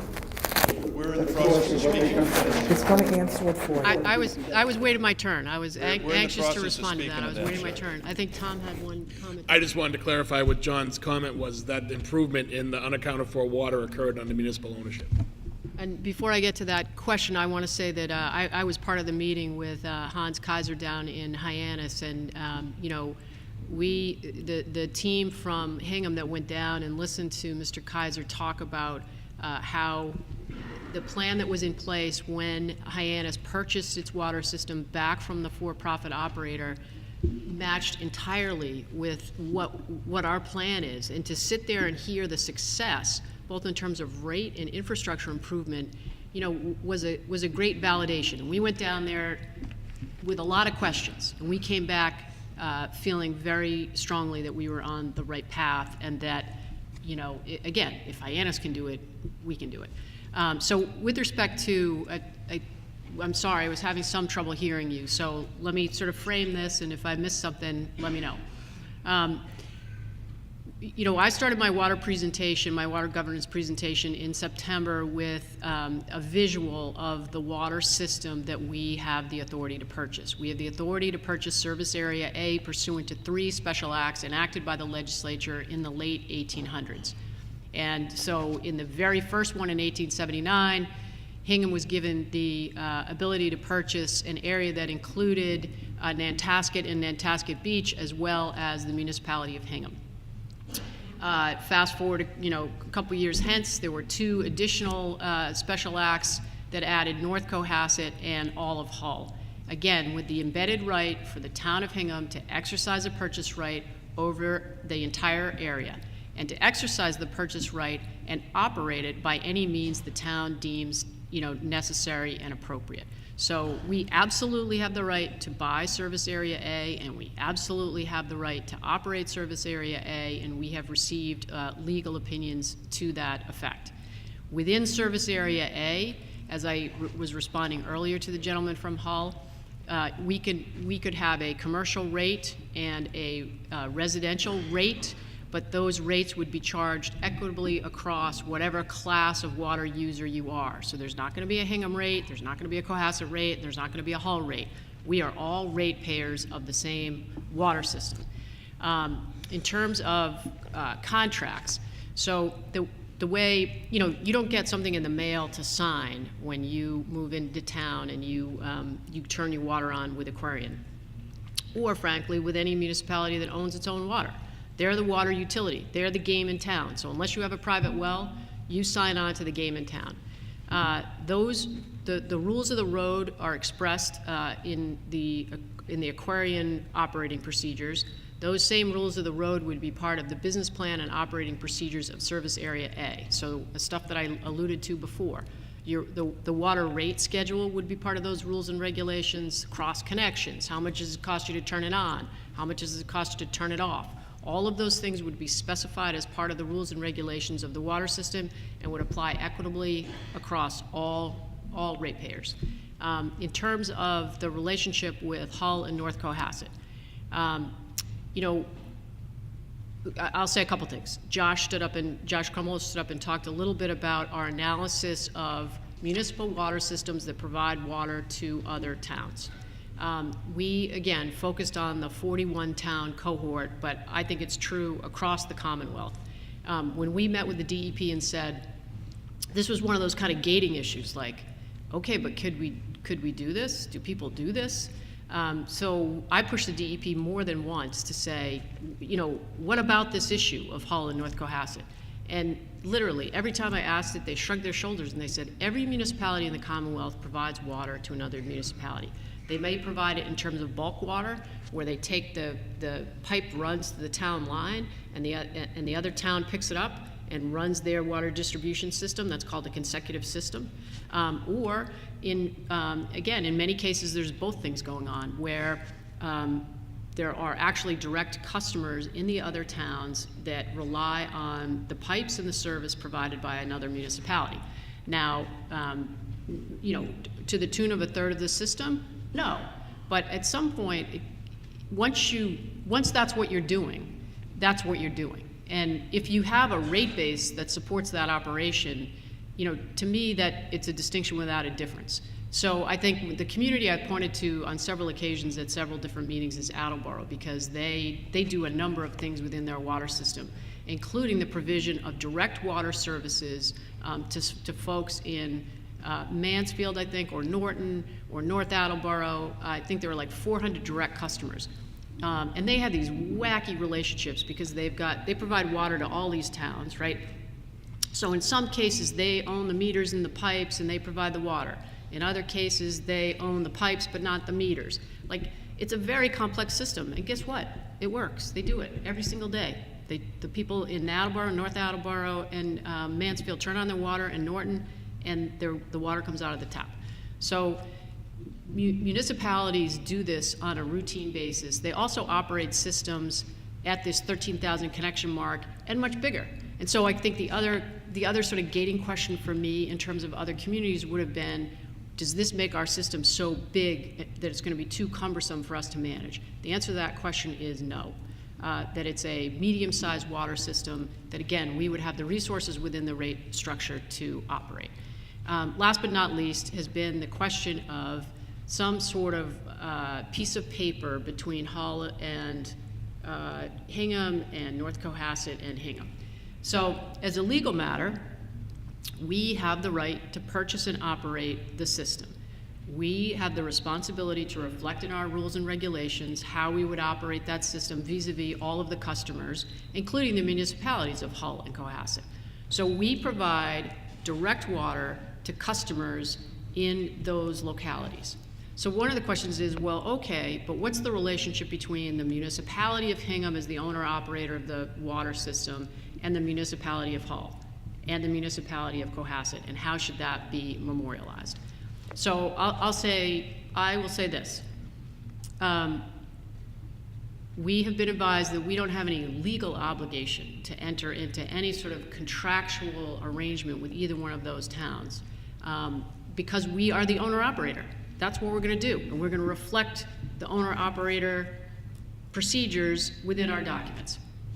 That being said, because this is a change, this is a new thing, I'm of the opinion now, frankly, to be able to respond affirmatively to you and others who have a concern about this, that we will write it down, and we will say that we will provide water, that we will provide rates for ratepayers, that we will provide emergency water. Those would be the interfaces, I think, between the municipality of Hingham and the municipality of Hull. So we will provide written assurance to those communities that we are going to do exactly what I told you that we're going to do here, and exactly what's going to be reflected in our rules and operating procedures. Thank you, Ms. Johnson. Mr. Norman. Richard Norman, Shootout. Some of you may know that I've been fairly active Asian Water Study Committee, Johnson Island. I sort of am at the point where I was a strong critic of the lack of transparency with regard to this issue over time. And I think some of you have read the articles that are written in the Hingham Journal. But that said, and I should also say that I've been a private business owner for about 40 years. I've been responsible for running companies that are about similar size to the water company. I am not a fan of Eversource. They are a thorn in my side as an owner of a renewable energy company. But the lack of transparency caused me to spend a number of hours, and those members of the subcommittee and the advisory committee, I think, are familiar with me and some of the thoughts that I've had. Now that said, I'm impressed with the presentation that's been made today. A lot of you have not been familiar with the details of documents that were presented in July and September of last year, and you're probably not familiar with the fact that there have been several changes that have been made, both in the form of debt, in terms of the governing structure, where the capital vendors who are going to have to be hired to complete capital projects are now going to be run through an operating and maintenance company. I have strong opinions about memorandum of understanding with Hull, and I'm very encouraged to see that The selectmen have been responsive. I think the critical comments that a number of people have made perhaps have caused some of those changes all for the better. Mentally, I'm at about the 10-yard line in terms of standing and supporting the purchase of the water company. But I still have some questions regarding governance and regarding operations. I really don't believe the Board of Selectmen in the longer term should really continue the role that is being presented right now. But at the same time, having thought through where the town is and what has to be done over the next several months, I think it's logical that initially the Board of Selectmen be the water commissioners. But having run companies and having fair amount of success, having really, really good, strong employees who are motivated to do the right job, I know that things don't go according to plan all the time, regardless of the good intentions. And I think that in the longer term, there needs to be an assurance of technical knowledge of those people that are going to have to spend a considerable amount of time in understanding the nitty-gritty details of operating a water company or any other small company. If the water commissioners do not have that level of technical knowledge, that means the water supervisor essentially potentially could become a czar. I'm not suggesting that that is going to happen. We don't know who the water supervisor is going to be at this time, but I think in the longer term, that's an issue of concern. But the one area where I hope either today or in the few months or few weeks that we still have to go to the town meeting, that the area that I think needs to be fleshed out relates to the operating and maintenance company that will be hired. Now, I've gone online, I still can't find the RFP that was initially solicited, the O&M proposals. We know that there were no responses to the initial O&M RFP that was issued back in 2018. There were two letters from companies, one, if I pronounce this correctly, Veolia, the other from Gooding Kern. And Mr. Mayo had provided me, and I think any of you can get the letters that those two companies provided. I went online and looked at both of those companies. My impression is that both of them are very competent engineering firms, but I couldn't find anything that showed that they actually were presently performing the role that we need in Hingham. And that is both a technical and operating role, but also the capability to operate the retail side of it with the customers. And I could be wrong in this, so the question which I am presenting is whether or not those two companies really do presently operate water companies with the comprehensive responsibilities we have. If not, I think it would be very helpful for those of us that still haven't made up our minds that there be some specific examples, maybe Hyannis, maybe some other town, which will give us some comfort that there really are a core of competent O&M companies that can be hired by Hingham that will respond to our RFP. And it's a secondary concern because I do accept the fact that the town will be financially better off if we buy it. I wasn't in that position 6 months or 9 months ago, but I am today. So this is the one area which I would ask both today and in the future, that it is because the number that's in the financial projections is a secondary concern of mine.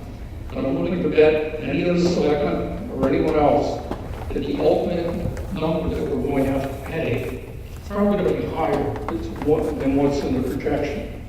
But I think that's sort of a rounding error in terms of the basic question. So again, my concern, governance in the O&M area, And one where I hope that there will continue to be a focus by the officials, so that by the town meeting, some of us like me have got a lot more comfort than what I have today. Thank you. Thank you, sir. Get him over the 10-yard line. So, thank you, Mr. Norman. I just wanted to address a couple of points as I can. I think others will want to speak to this as well. A couple of things. We reached out directly to two companies asking for those estimates, those non-binding estimates. So that wasn't the result of a larger RFP that I think would attract a lot of other companies. Those aren't the only companies out there that offer that service. And to that point, I would let you know that within the 41 towns that Ms. Johnson has been referencing tonight, or today, maybe tonight. Oh, no. I'm just going to read off some of the towns and some of the other vendors that have been doing this kind of work. So in Chatham, Weston and Sampson is their provider. Eastham, you have Eastham and Wellfleet, you have Whitewater Inc. Cohasset is Woodard and Curran, who is one of the companies that's provided one of our non-binding estimates. In Hyannis, they had Suez. Freetown had Whitewater Inc. and Brockton contracts with Veolia. So there's a bunch of companies that do this type of work. So I think that answers perhaps a portion of some of your question. But Kirk. Oh, I'm sorry. Can you just hold your fire for a second? Go ahead. So on governance, I guess a couple of points. One is, and first of all, I've appreciated both your remarks, your continued attendance, your thoughtful analysis, and frankly challenging us to do better. And I think that I think we've risen to that challenge. But it's again it's a staple of Hingham government. I think that if you have a concern, you come to town hall and you raise it. And I hope you think, and I hope you can see today, we're listening. So with respect to governance, and as Josh outlined, I think I tried to outline, we viewed this as a day one format. And I think what I'm hearing you saying is how can we build into the day one format some continued evaluation of what's working and what's not. And maybe that's a process that I can work with Victor on to build that into the comment that goes before town meeting in terms of the role of the transition committee potentially in this process to not only transition but to evaluate the governance structure in particular. I will say that New England Water Works offers an online class for water commissioners or water officials because, as I think I alluded to earlier, some municipal elected officials serve kind of in the capacity of water commissioners, but not kind of that affirmative delegation. They, by virtue of being on the Board of Selectmen, they exercise the executive authority of the town, and that's part of their role. So I think one of the things we would intend to do is take that online course through New England Water Works, so we're as up to speed as we can be in terms of being able to govern the system on day one. I'll also say, again, to your point, Mr. Norman, that I have seen within the 41-town cohort water advisory board or some other technical committee that would advise, most particularly a mayor, which you can understand that, but in some situations, a water advisory board that would be advisory to the Board of Selectmen. So the Board of Selectmen would retain the ultimate policy control.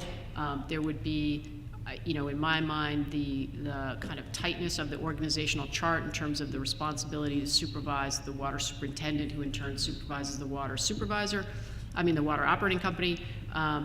But it would afford the policymakers the ability to continue to retain technical expertise with respect to the water operation. So again, I hear you, and I think it may be possible to build that into the advisory committee comment on the article that considers the question of whether the Board of Selectmen should be the water commissioners. And if I could just add, and we may have a slightly different take on this, because even on our board, I think we sometimes look at things a little bit differently. To me, the idea of the Board of Selectmen as water commissioners from day one makes sense, because of the expertise that we've accumulated through the work that we've done. But as I look ahead to Hingham, I think that we have a lot of governance possibilities. And you know, we haven't really talked about it today, but we also own our own electric utility. We have the Hingham Municipal Light Plant, and I think they're not only a gold standard for a local utility, but I think it affords us the opportunity in Hingham to say, as we look long-term at sewer, light, and water, what is the governance structure that makes the greatest sense? And I don't know what that is. And I think that as we've evidenced from the great body of knowledge here in this room, we have a lot of really smart people in this town, and we should do ourselves a favor and take advantage of that talent and take a look at it. What I worry about establishing elected water commissioners right out of the chute is that I think it cuts off and precludes that evaluation process. And I just feel like we might be missing an opportunity. You know, in a lot of cases, you kind of inherit something and you have to stick with what you have. If we were to buy the water company, it gives us the ability to do things clean sheet, which makes the most sense. And so I'm all about giving ourselves the time and ability to carefully study, identify, evaluate all the options. And by the way, that then is a decision that that town meeting would have to make. So you would all be making that decision. Kurt. Thank you. Kirk Schultz, 65 Prospect Street here in Hingham. When I hear, there really are, in my mind, two things. There's a cost component to this project, and there's a fear. I'm not an expert on the cost component, but I've been watching and going to meetings about the expert who talk about comparison between the current running the system and what's running the system. And there's a lot of paperwork out there about that. And from what I'm seeing and what I'm hearing, the cost component, it appears to me, to many others, that it would be cheaper for us to run the system compared to outsourcing that. That's just one element. But what about the fear?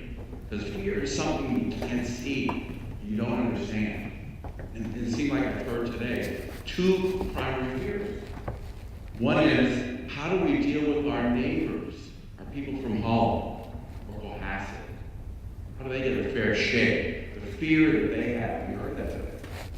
And the second, the fear for the environment. You know, past president of the Watershed Association, that's a real fear. Are we pulling too much water from the watershed and causing this harm? This town we all love. You know, I was born here. So as far as the Cohasset and the Hull element, I'm on the Hingham Sewer Commission. We have at our peak a couple hundred customers in Hull. Do we treat them differently? If Hull, in Cohasset, if someone in Cohasset has a problem, we send our trucks over to Cohasset to fix it. If there's a leak in Cohasset, that water that gets into our sewer system, we pay for that. Why would we want to fix it? When Hull, the treatment plant, broke down about 5 years ago, they dumped raw sewage into the ocean. Did Hull say to us, hey, Hingham, why don't you take your sewage from the Weir River system, collect it, and go pump it into the MWRA system, because we got this problem. Did Hull leave us high and dry? No. We worked together to solve the problem. And that's the way it works. The other fear was the environment. You know, I started 2002 as a subcommittee, task force on the health Board of Health. And that was because in 1999, our system, we actually maximized the amount of water we could pull from a registration amount from Hingham. We were at 100%. We couldn't pull any more water, and we constantly see developments coming in town. So what did we do? We met with Hull. We formed a Hull Water Supply Committee in Resource Commission in Hull. We met with Cohasset. We reconstituted the Hingham Water Supply Committee, which I'm a member of. And so the fear that we had was, with Aquarium, how do we know what's happening here? We know we're at 100% in 1999. A consent agreement had to be signed with the state. And a lot of things happened with that. So a couple years later, when we see they want a permit, Free Street well number 4, and their unaccounted for water went from 26% miraculously down to 9 in a year. How did that happen? We know the state won't allow a permit unless you're under 10. So we would meet with them, and Mass American Water, I was with them originally, and then we had Kelda, Macquarie, and now we have another owner, Eversource. But we wouldn't get any answers. They told us to pound sand. So we did the only thing we could. We went to the state. We said, hey, the Weir River watershed is stressed. The state stuck up for us, and they assigned a stress environment, a stress status for the Weir River. That was us, in combination with Cohasset and Hull. We did it together. And so moving forward, to me, what I want, and again, I'm a member of the Water Supply Committee, not the Acquisition Committee. I want Aquarium to put into their tariff a requirement that they have to meet with Hingham. They have to meet with Hull. They have to meet with Cohasset residents. I wrote it up, gave it to them to put into their tariff. Their tariff is how they operate, their regulations. They self-write their own regulations. They told me to hell with it. That was at a public forum in Hull last summer. So although I happen to like the individuals that are at Aquarium now compared to, Mr. Botha and Mr. Hibbard. All right. It's different now. To me, the fear is not knowing. And what we need to know is that control. Where's Laura? Control. We don't know what safe yield is. We would if we had the oversight. We had the various boards and commissions in Hingham that had public meetings to determine these particular components. With Aquarium, you just don't get that information. It certainly has been better now that we've been in this lawsuit. But that was never the case originally. And I would hate to go back to that if we wouldn't move forward with the project. I've been trying to keep away from the side of telling you what I'm going to do. Because no matter what, I'm going to have to deal with the water company on either side. But there's legitimate fear. I've had it for a long, long time. And I hear fear tonight. But the way to get over that is for sunshine, to know that we can go to any meeting, like a school commission meeting, complain, talk about, and things get done because it's out in the open. And you just don't see that with Aquarium. It's a private company, and just to get information on it has been so difficult over the years. So, thank you for the time. Thank you, Kurt.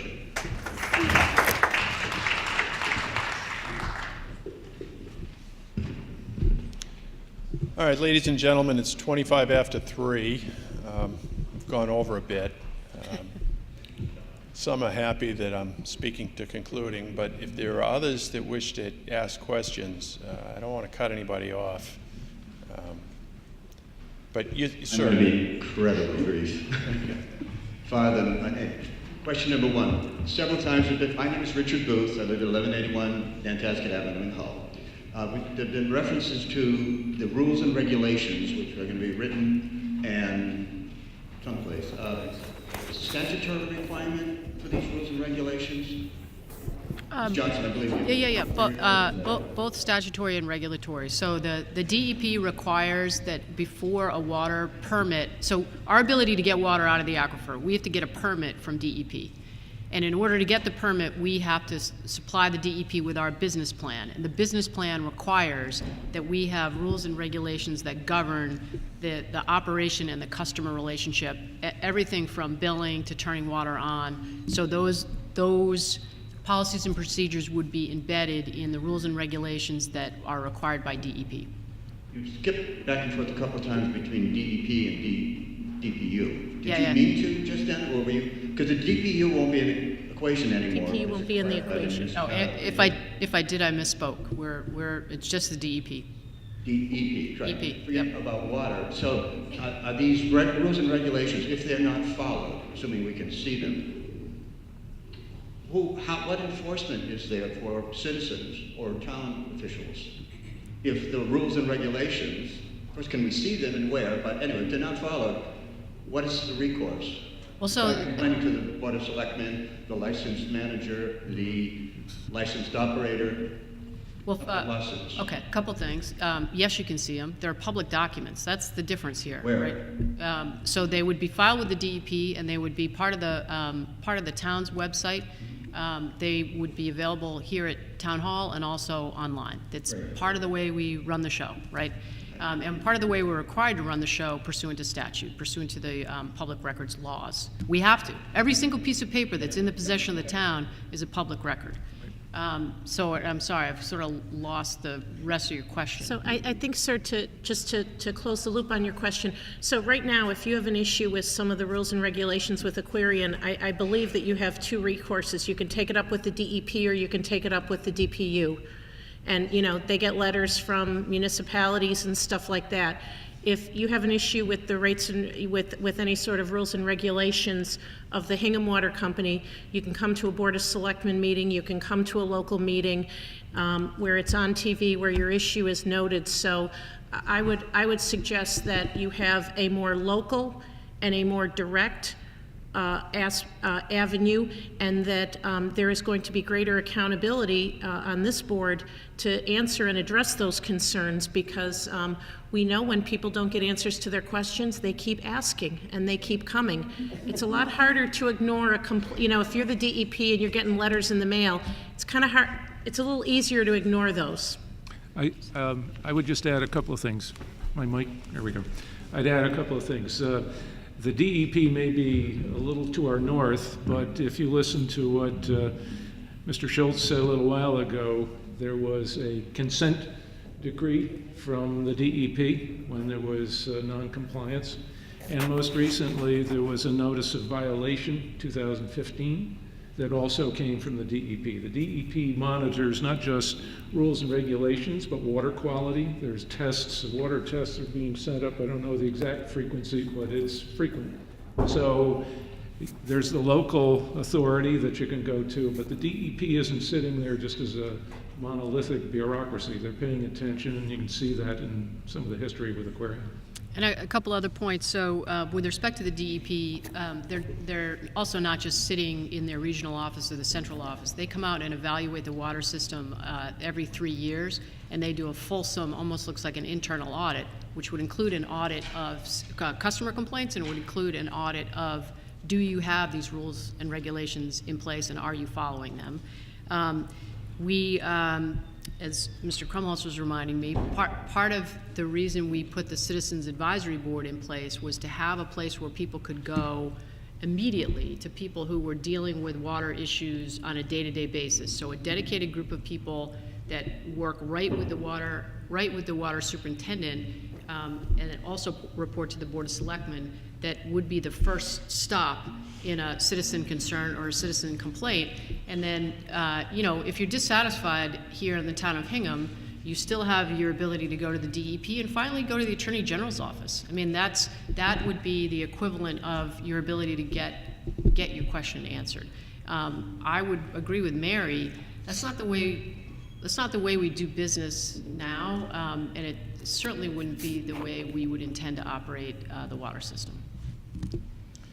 Okay. Yes, sir.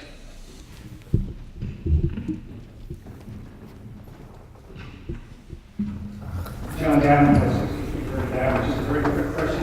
The bonds are issued to finance the acquisition. Will they be general obligation bonds or revenue bonds? Is that not known yet? So, sir, thank you for the question. The water company will be, we will use general obligation bonds in conjunction with our financial advisors this summer. We evaluated the pros and cons of general obligation and revenue bonds.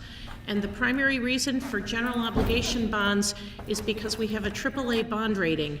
And so for example, the long-term rate right now on a 30-year bond is something like 2.1% for a AAA community. With a revenue bond, because the water company would be a new entity, we would not be able to leverage the town's AAA rating. And again, as Selectman Johnson pointed out, by establishing the enterprise fund, we're creating separation so that essentially the water company will be leveraging the AAA bond rating of the town, but the operating budget of the town of Hingham would be insulated from any activities with the water company. I'm going to do one more, and that is someone who hasn't spoken, and it's the lady in the back with her hand up. Last but not least, my name is Donna Nolan Helen. I live in Simmons Road in Hingham, relatively new resident here, and I just had a question and concern regarding the treatment and the testing of the water in Hingham. Just being a new resident, I was a little bit astounded at the smell of chlorine coming off the tap water and the bath water, and just so happened there was 2 aquarium representatives walking down our street probably 6 or 8 months ago, and they were taking a survey regarding our satisfaction, and I immediately talked and addressed the chlorine, because chlorine is not healthy at any level, never mind at a high level, and they just addressed the fact that their pipelines had to extend to Hull, so the chlorine levels were what they were. And I guess my question is, as a relatively new resident, is there quarterly letters that come out regarding the chemicalization and the treatment of the water and what that looks like? And if this acquisition follows through, is Hingham able to regulate these chemicals differently than they're regulated by aquariums? I'd ask Mr. Sylvester, who is our DPW superintendent, to address this. Perhaps you could articulate your qualifications to do so before answering, sir. Randy Sylvester, DPW superintendent. I have a 4C operator's license. What does that mean?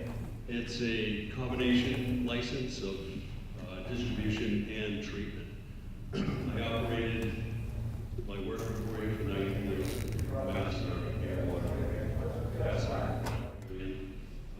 and I was the production superintendent, which incorporates all the wells, treatment plant, and I ran that for 9 years. So I take it you're thoroughly familiar with the system? A little bit, yeah. Just want to make sure for the record. Go ahead. So I can't really speak to the chlorine smell. It is true that they were supplying water to Hull, and that we'd like a residual there. Well, they would, it's not us. But you would put in a little bit more chlorine. There is what's called the chlorine contact time, which is hopefully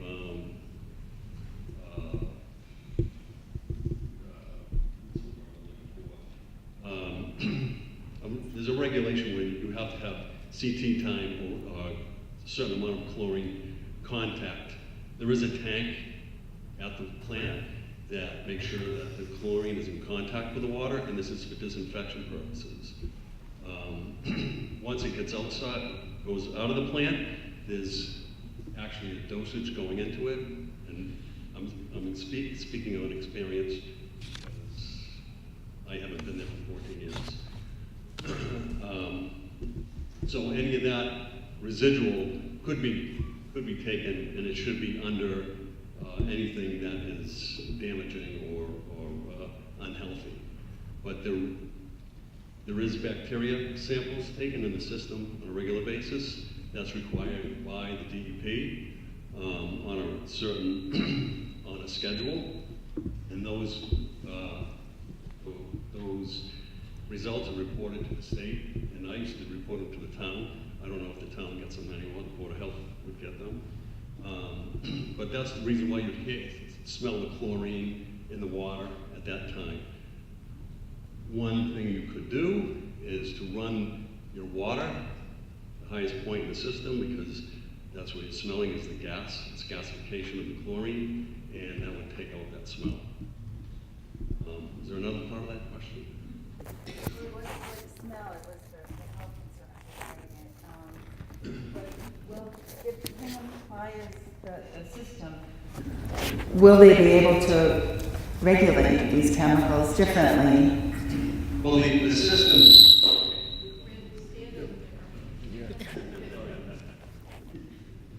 There are minimum requirements for the system and chemical requirements. The treatment plant have to put in a certain amount of chemicals to get the treatment of the water and filtration of the water. There are these CT requirements, chlorine contact requirements. You're still going to have to add a disinfectant, and that's what chlorine basically does. And they like, the DEP would like to see some type of residual of the system. So when you do the bacteria analysis, you're ending up with zeros. Because if it's not a zero, then you have to retest, and notify the public. Again, I haven't been there for 14 years. I work muscle memory, but I am very familiar with the plant and its operation. Thank you, Randy. All right, ladies and gentlemen, that concludes the information session. We went a bit over, but you know, I'm really hoping that you and the people at home that are watching this today will have a better and clearer understanding of what we're trying to do. This is the last time that I'll be addressing the town from this position. It's been a pleasure to serve you. I have to say that as a planning board member for 19 years, the board was proactive in protecting the water. We dealt with Scotland Green. There was an aggressive attempt to put a assisted living facility in there. We stopped it. On Free Street, there was a subdivision that was frankly just way too close to the water supply for comfort. We stopped it. We've taken the steps that we can. We've done all that we can. This is the next step for the town. I have children that have children here. I am taking this vote to do this for my grandchildren's children. I'm passing this torch to the townspeople. I'm asking you to take it. We've provided you with a very clear and convincing explanation and argument as to why this is in the best interest of the town. And I truly hope that you embrace this and support this effort. Thank you and good day.